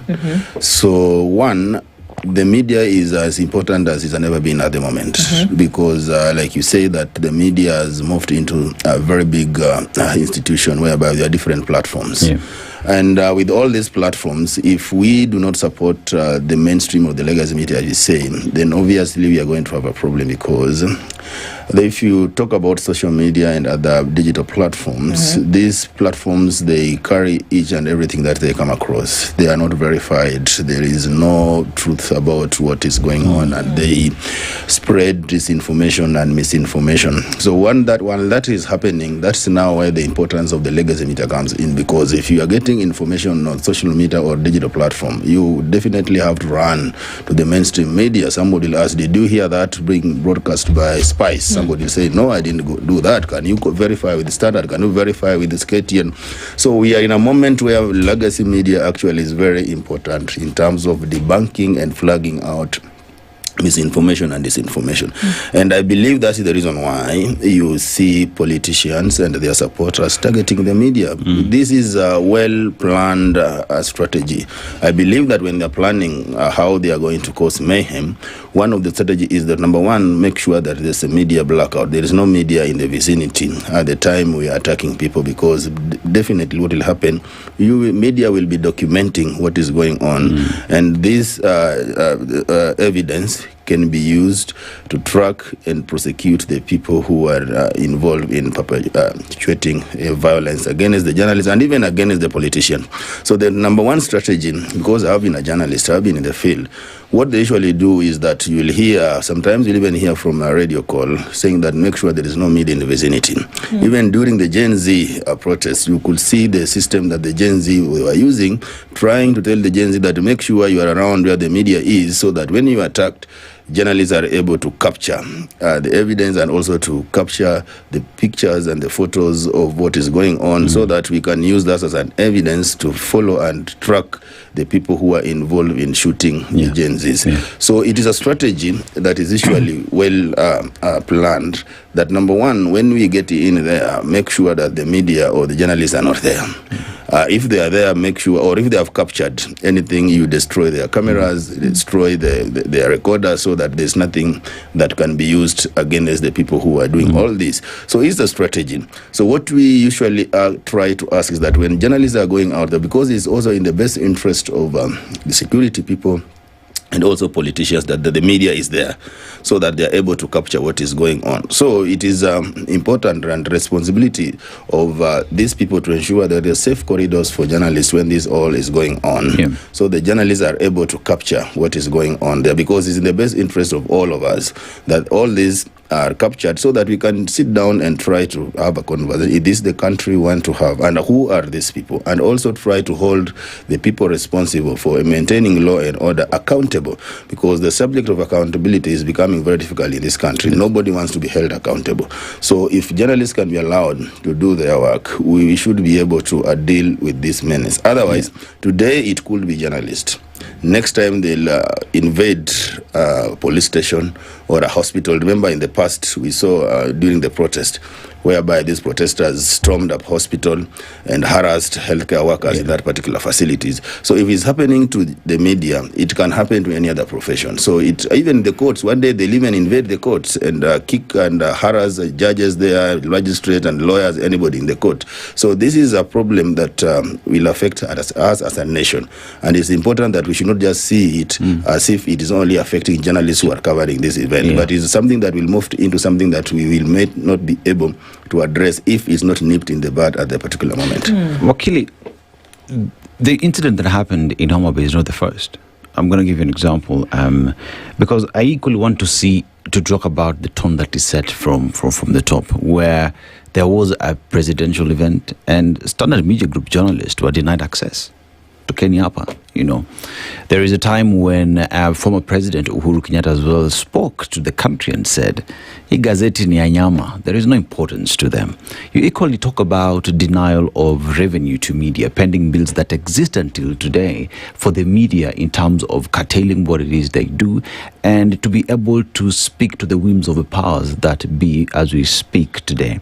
One asks the question, if the tone is set from the top, are we surprised that their supporters are doing that which is set from up there? Thank you. I from where I sit, of course, it starts from our leaders, whether it is the topmost or somewhere in the middle. It starts from our leaders. And the point I would still keep making is, if they are not above the law, why don't we use the law to deal with them? If they are not above the law. And that is where individual media houses may probably not do much. That's why we have organizations that support or that journalists are members to. We should also up their game. You don't give up before trying, and I think that's my point. Public interest litigation, very key, and targeted public interest litigation. If we can't touch the president because he's still in office, there are many other leaders below him who also make similar statements that finally culminate in the goons that we see, the organized work gangs and the attacks on everyone else, including the media. So why don't we identify these people? Look for proof that they are behind the goons that you see, because that is important. And remember, this will not be a criminal case. You're looking at a civil matter where the threshold is lower. You're talking about balance of probabilities, not beyond reasonable doubt. And then make a statement by approaching our courts, because where we sit today, I think that is the closest that we can do. Because the opposite of that would be also us taking up arms. So we don't want to go that direction. Why can't we approach these courts and see whether that would make a difference? From my end, I think some people would be, like now the Homa Bay case where a few names have been identified. Are we able to gather evidence to prove that actually they were behind this goonism? And then go for them. Directly go for them. No shadow boxing. Right. And the folks that were asking to go for them are the security agencies, for example. Because the thing about a picture, if you're taking a picture of something, or if you are giving an eyewitness account, these are the tools that we use as journalists to then be able to put stories together, to be able to put pieces together. That if you take a picture of something, the likelihood of the outcome of that taking of a picture is 100%. If I take a picture of you, the picture that I get is you, right? So media can actually be an assistance to justice, because even our front head today, there's a picture here. I'm not even talking about the main picture. I'm talking about the picture of these individuals who are clearly, evidently, throwing stones at a vehicle that is in motion. This is happening. It wouldn't be too far to say, okay, well, from this we can get what we're looking for. But it seems that there's an ingredient to that recipe that's missing, and that would be the will to actually pursue this, because it wouldn't take you too long, would it? That I've taken a picture, it's in the public, and you can have it and say, for the people who say, okay, well, somebody said something in another language, so we're still trying to figure out how to translate that. Okay, fine. You can take a minute to do that. But here's a picture, and there's several of them. There are eyewitness accounts. There are videos, moving pictures where you can actually see things happening. It's not AI generated. Why wouldn't, and this is for both of you, why wouldn't then there, because this is now an assistive measure, why wouldn't you then take that and say, because of the capture by the media, we have then been able to establish this? Why don't we see that happening? One of the things that I think that is clear to us is that from these pictures, what you're likely to see from the state, if you push, will be arrests. So they'll be arrested and prosecuted. That will be done. But we seem to sit like in a position where we think once there is a prosecution, a criminal prosecution, you can't file a civil suit. You see, that is not what the procedural law in this country says. You can simultaneously go for these people in a civil manner. And that is where I'm trying to appeal to Eric here, Kenya Union of Journalists and other outfits, to pursue these people, because they can be identified. All you need is just proof.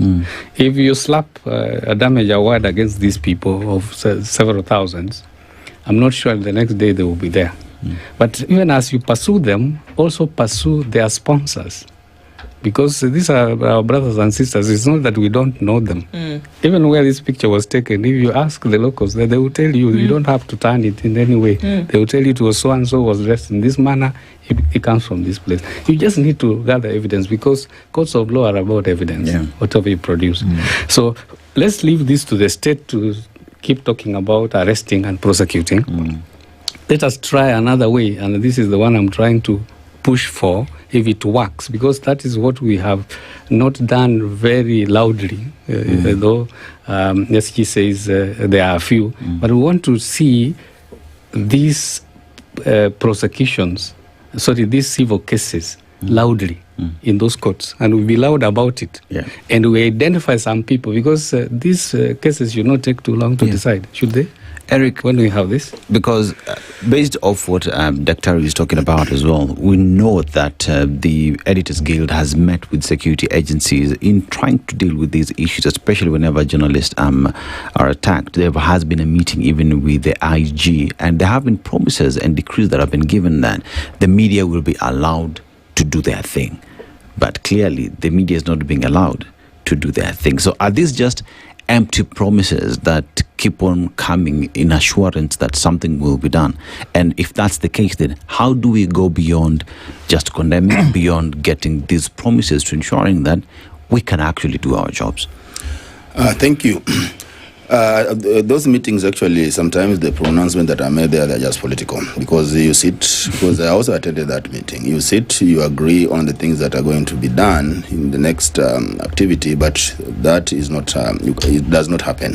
So sometimes those are just promises that do not happen. I agree with Nyakundi, and I still emphasize that even this gentleman whose picture is big on this, we already have a case against him in Homa Bay, because him together with some youth in Homa Bay organized and abducted a journalist, and were able to sue together with their financiers. So what happened is that sometimes as journalists, we are not loud enough about some of our issues. If you go to court, the police officer and the commander who was in Nakuru, during which one of our journalists was shot, is already in court. We already pursued private prosecution against this officer. So it's not that we only condemn. These cases are there and in court. If you go, you'll find those files there. It's only that sometimes we as journalists, we are not loud about our issues, but loud about the issues of others. So if you are loud enough about our issues, some of these things can actually act as a deterrent that indeed journalists, we can pursue some of these cases in court. And we have got a team of lawyers we work with whom actually go to court and prosecute these people using private prosecution route. We do not rely so much on criminal prosecution because, again, we've tried even to try to push that. But we are going to sue police officers who will do investigations, who will take witness statements, and that is the point where they kill these cases. By the time they send the files to the director of public prosecutions, obviously at that particular point those cases are too weak that they cannot even be presented in court, and the files will be. So we've seen such kind of games between us and the police, because when we even met, we agreed with the police officer that some of these cases are supposed to be investigated, but we realized that police officers are investigating themselves. So when they are investigating themselves, what they do is that they'll do weak investigations, they take weak witness statements. So by the time the files go to the Director of Public Prosecutions, they are weak. And we also had meetings with the Director of Public Prosecutions, and they say that yes, these cases against attacks on journalists, they have come here, but many a times we return the files back to the police because when they come here, we cannot actually sustain any charge when we take them to court. So those are some of the challenges that are there. And we've realized that private prosecution is the way to go, and I agree with him, and we've taken that route and we've seen some results.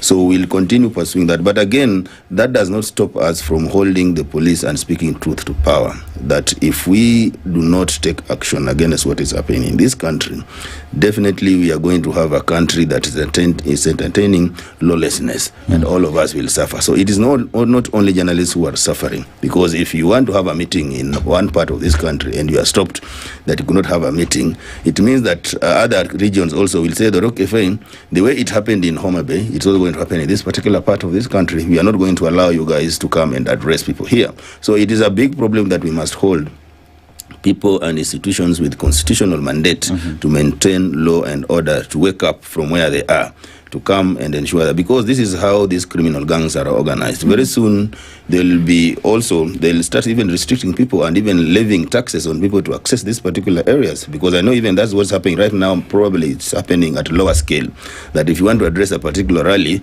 you must pay some people to allow you to go to that particular ground to address a rally and also to talk to people. But very soon it will also go now to a large scale, on a higher scale, whereby people will be stopped from addressing rallies in any part of this country. So it's a problem that we have to address as a nation. That is, this is the route we want to take. Very soon we'll find ourselves in a country where lawlessness is the order of the day. Okay, I'd like to take a break at this point and then come back and continue this conversation, because then, again, going back to the election, there's certain things that we then must do.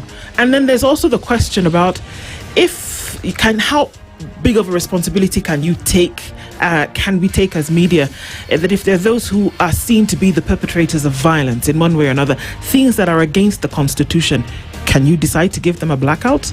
We'll come back and talk about that when we come back. Stay with us. This is the Situation Room, the only way to start your day. Traffic.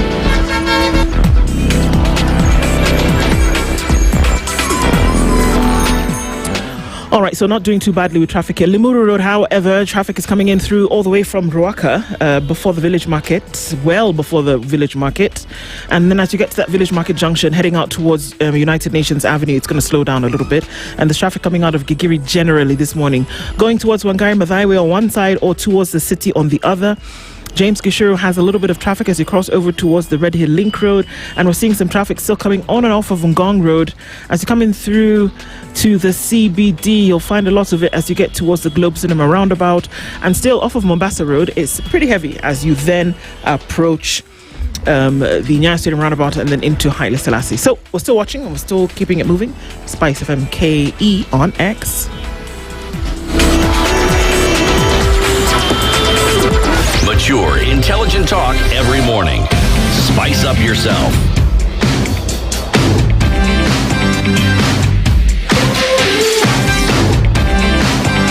Mornings done right. Spice FM, Nairobi. All right, at 23 to 10.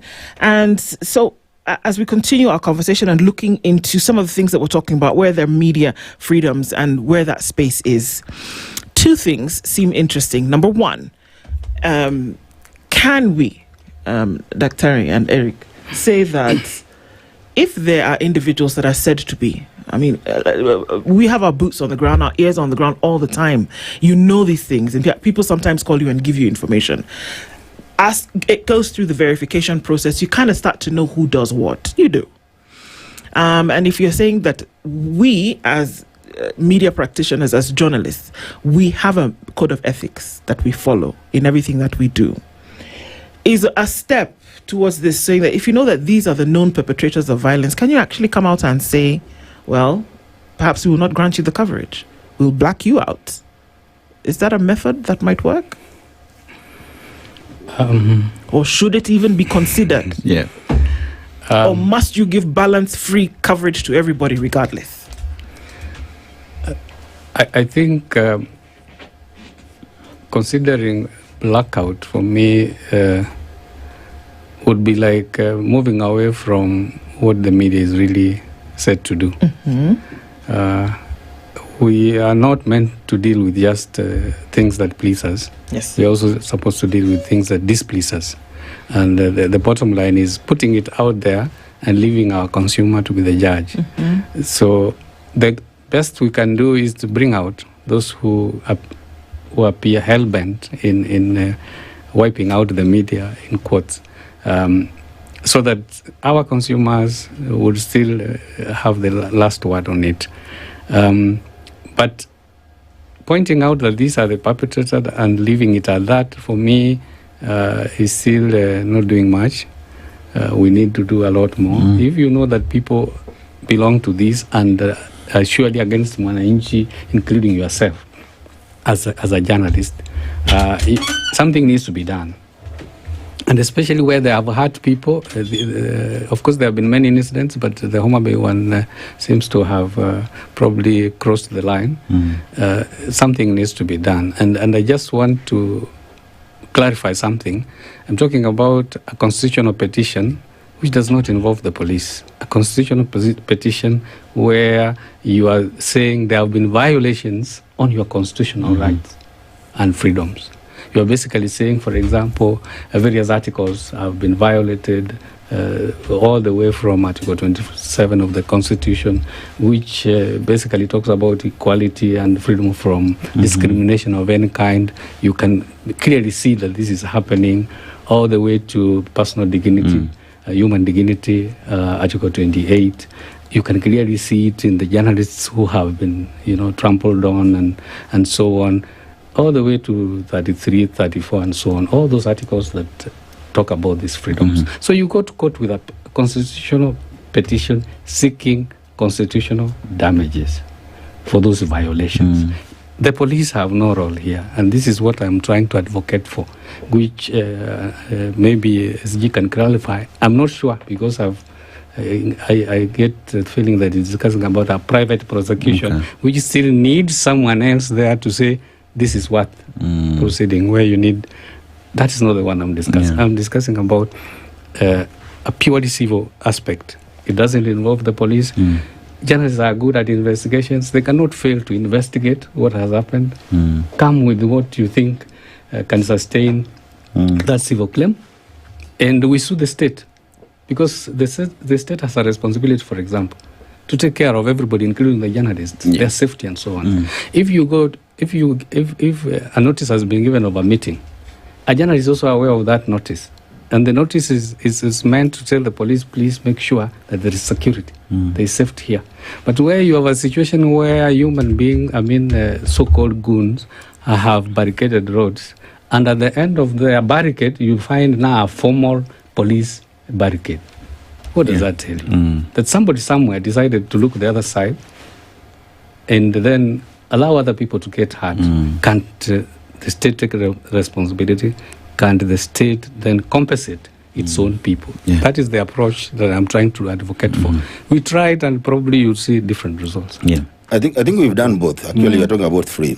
We've got criminal prosecution, where we go through the direct or public prosecutions to ensure those people who attack journalists, action is taken and they are arraigned in court.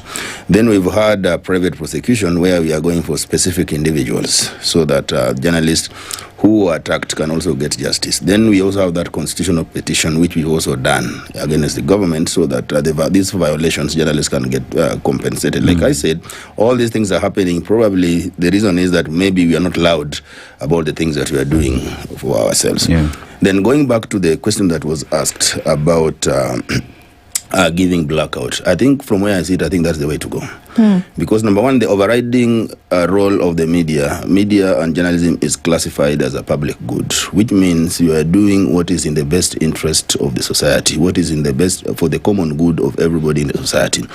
If we can achieve that through giving blackout politicians, I think we will still be within the code of conduct or ethics for practice of journalism, because we are looking at the end results. The end result is journalism as a public good. We are exercising this power which has been given to us as the media to achieve the common good of the society. So I think that can work, because many a times we start and look at excuses to allow politicians to use our own platforms to advance selfish interest.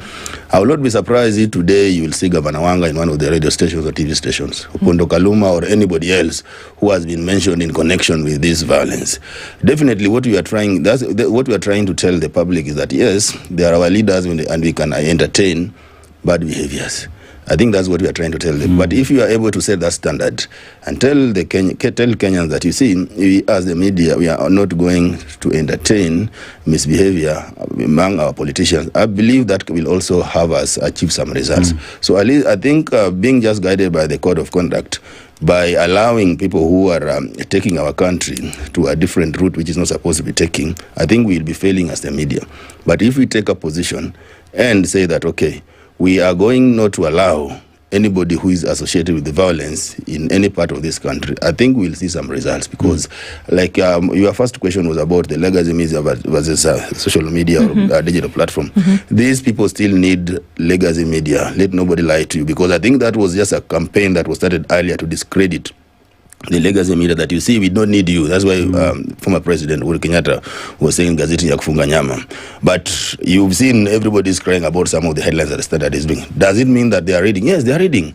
So I think the legacy media still has got a very important role at this particular time and point, that we have to hold people who are in these public positions to account for their actions. So let us not feel intimidated or powerless to use the power that we have as the media. I think it us as the media that can bring these politicians back on track, to tell them that this is our country. We are not going to allow you to take us to that route. So we have got that responsibility to give them blackout and serve the common good of the society. From a legal point then, would the media then be running away from its responsibility of being fair? You know, in terms of giving coverage without bias? Would giving blackout be rather amount to this media is biased against a certain individual? But then again, while at that, in our code of conduct, we're equally supposed to stop funding or being part and parcel of spreading hate if that is being perpetuated by an individual. So catch-22 for the media, you reckon? I hear you. I think if I understand it correctly, what blackout we have means that there are people who seem to be, against us, and we don't want them. I mean, we don't want anyone to know who is against us. No. No. People who may be supporting something that goes against the Constitution under which media practitioners fall. Okay. Yeah. Now I think I have understood. If that is the case, then that is still within our mandate, really. That's why you even invest in, for purposes of live coverage, you invest in the delaying mechanism. Yes. It is for that purpose, because you don't fund. Because if you fund, then it means that you are actually abdicating your own responsibility. I think I didn't get it. I thought it was a blackout. This guy, for example, those who have been adversely mentioned, anywhere they have rallies or any meetings, we give them a blackout. That is how I understood it. Oh, but is that a problem if it is resultant from what we are seeing today? Yeah. If, for example, we are seeing that it's possible that this individual, right, is sponsoring. It's alleged that they're sponsoring, not once, because, can say, okay, once is a mistake. Second, third, it's a habit. It's character. And this is what you're doing. And it goes against what we also believe in our code of ethics, the Constitution. Yeah. Can we say that then we will not? Does it make sense to say then we will not cover news or not? But we will not give you, because we may not understand, but to an extent, once you put the camera up, what you've done is that you have given this person access to the public again and again and again. Basically, you are giving the person the platform to sanitize himself or herself. And I think that's what the media should avoid. Because basically, what you are doing, you are giving this person the platform to sanitize herself or himself for the actions that probably the person sponsored. Then, definitely, you are still injuring the society you are supposed to serve. Like I said, journalism is a public good. And whatever we do is supposed to be done in the way that is promote what benefits the society. So if you have got individuals here who are warlord, they go out there, they support, finance, violence, like in this case where we are told people have lost their lives. Then the following day, you are giving this person the platform to sanitize himself or herself. Are you helping the society, or you are being part of the problem? Because I think that's what I'm saying. I'm saying that by media entertaining and giving these people a platform, definitely the media is also being part of the problem, because you are giving people platform to continue to advance the things that are not in the good, for the good of the society. So that's what I'm saying. But how then do you deal with the presumption of innocence? Because if you go that direction, everything you do is contextual. Like now we are maybe focusing on an incident which is Homa Bay, for instance. Does that mean that if this person appeared in Mombasa, you expect the same to happen? Or he appeared by the roadside here talking to people, you would assume that that's what would happen. Therefore, there is no coverage, nobody, presents himself. I think from a media's perspective, remember that it's our business to look for this information. It's our business to process. And we can't preempt. We can't, for example, decide that whatever is about to be said definitely is not going to be good because it's coming from the person who did wrong things at a particular context. I think if we go that way, then I don't think we will be doing much. But remember that if he begins, for example, funding hatred or stuff, we have the capacity to process, because after receiving it, we process before we disseminate. So at that point, we can decide what to give out and what not to give out. If it's on hate and hatred, then we are not going to give it out.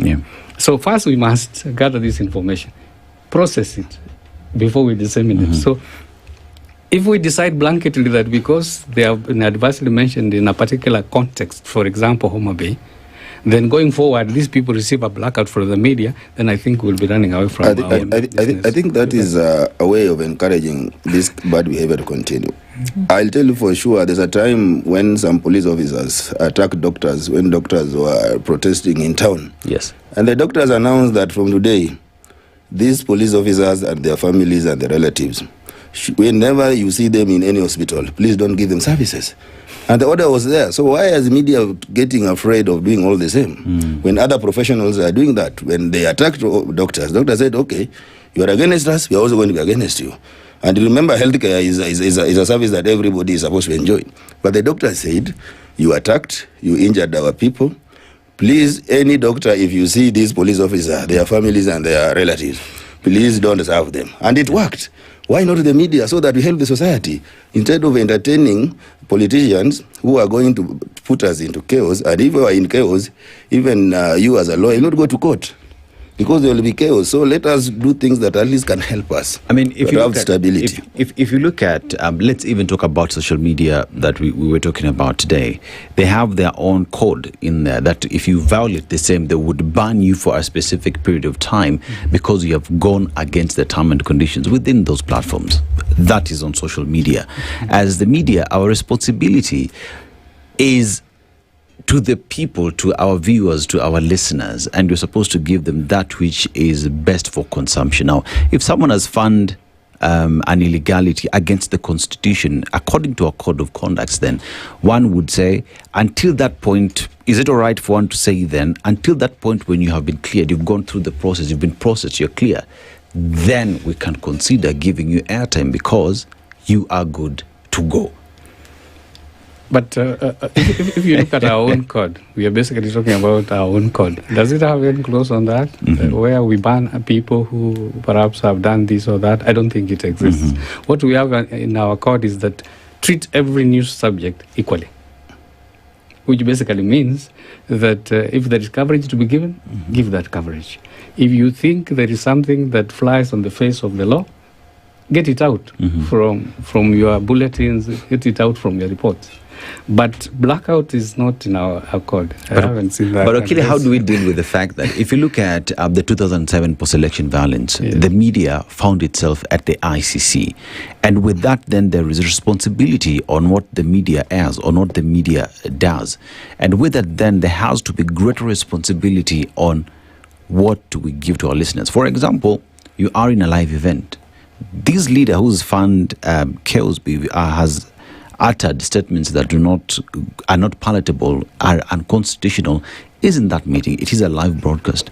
How do you go about it if you intentionally say, at the time when he comes, we will not give him airtime, we will switch it off, by virtue of the previous events and previous jurisprudence that him himself has built over time? I will still go back to presumption of innocence. That is our law, that's our constitution, that everything you do is context specific. It can't be used. If you are bad today, it doesn't mean that you are bad forever. That's not how it works. Everything is charged according to the activity of the event. You look at it's like saying you can't change. You are basically saying that if you begin on a wrong footing, you can't go back to a right footing. That's basically what we are saying. If we go to that direction, we will be doing censorship ourselves. And we are normally resistant when it comes to anybody trying to censor that which we do. Remember, we are talking about freedom. Of course, freedom with responsibility. Journalists are not robots. Journalists may use their judgment to decide what to let out there. Even when it comes to spew those hatreds. That's why you have that delaying mechanism to ensure that it doesn't get out there, that you're using a judgment. So I think for me, from the legal point of view, and our duty as media, we give everybody an equal chance. I think, and if we find that the person is doing things that offend the law, then to that extent we don't allow it because we don't want to be part of it, in the sense of not letting our consumers get it. It doesn't mean that he would not have said it. He would have said it, but we ensure that our consumers don't get it. I think what Wakili is talking about legal responsibilities, which I think we should allow the judiciary to do that, the courts to deal with that. We're talking about moral responsibility here, whereby you get, for example, you get one of the politicians who was accused of supporting or financing the mayhem in Homa Bay. You bring him. The politician sits here. Then you ask the politician, why are you responsible? And then the politicians will say, no, I'm not responsible. And you give that politician the opportunity to defend herself and watch, which we call muosho. Basically, the media will kuja hapa na homo mukamuosha na wakaenda. Basically, that's what you are saying. Because basically, when you hear the politician will defend herself or himself that, you know, you're in Wongo, you're in Siasa, I'm not aware, these goons were hired by so and you mean, definitely, you've given that politician's opportunity and the platform to sanitize and cleanse herself or himself. But that's what you are saying. That is the reason I'm saying that these are the people we must tell that if you've done this, please go and sanitize yourself out there where your supporters are. We don't allow them to use our newsrooms and our platforms to sanitize them. So that's what I'm saying. But Wakil is talking about presumption of innocence. Let them go to court and defend themselves, because that is why people are saying, let these people be arrested, investigated, and be taken to court, so that they're able to defend. Let them go defend themselves in the court. But us, as the media, we've got that moral responsibility. Like I said, that journalism is a public good. We are doing what is the common good of the society. And if barring these people from using our platform to sanitize themselves will help us do what is the common good of the society, let's do it, because we are not trying to do something that is going to probably injure this person. We are doing what is in the best interest of society. So let us do what will help us as a country, rather than trying to play this card of we want to be objective, we want to be fair to everybody, to the extent that we are giving platform for people to spew violence, then they come here, spew hatred, then they come here, then they sanitize themselves. Yeah. I think that's what we are trying to say. Wakili, if banning an individual achieves the result that we want, is it a win? Unfortunately, these individuals are so many. If you start in this country today, ban them all. You will ban everybody. And even this individual you are banning has also a good side to their lives. They have that bad side. They also have, and we need all these sides for society to make sense, really. And what SG is saying is that we have now taken it upon ourselves to decide who is innocent, who is guilty. That is not our business. But we are guided by our principles. What do they say? Do we treat each news subject fairly? What will that fair treatment be? Everyone has a right to be heard. Even as we decide that so-and-so is behind the Gunism and so on, supposing even after competent court of law decides that surely there is no evidence to support that, would we still say the person is guilty from our end? How many people do we sanitize ourselves unknowingly, even into leadership? You know that this person has a dark past, but we give them an opportunity to explain themselves, and finally they get even to leadership. Are those not the leaders that we have today in this country? At least most of them. Didn't we give them a platform to appeal to our citizens? Did we? And yet we were aware that they have dark pasts. But you see, as a media, it's not our business to decide that this person should not, articulate their views. It's good to give them an opportunity. You never know, they may surprise you, perhaps. I guess we'll wait for that day. These are developing conversations, obviously, because we'll wait and see if your action will actually sanitize. Thank you very much, gentlemen, for joining us this morning. Eric Oduor is the Secretary General of the Kenya Union of Journalists, and Dr. Ernio Nyakundi is an advocate of the High Court and HOD Public Law and Senior Lecturer at the Daystar University. Thank you both for being here this morning. And of course, we continue these conversations because they're necessary that we do have them in the current ecosystem that we find ourselves in. Thank you for being in the Situation Room this morning. It's 10 o'clock. Are we at 100%? We're aiming for that. Somewhere near? 98. We'll try tomorrow. We'll see. Good morning, everybody. Asante Sana. It is now 10 a.m. The latest news from around the world. 94.4 Spice FM.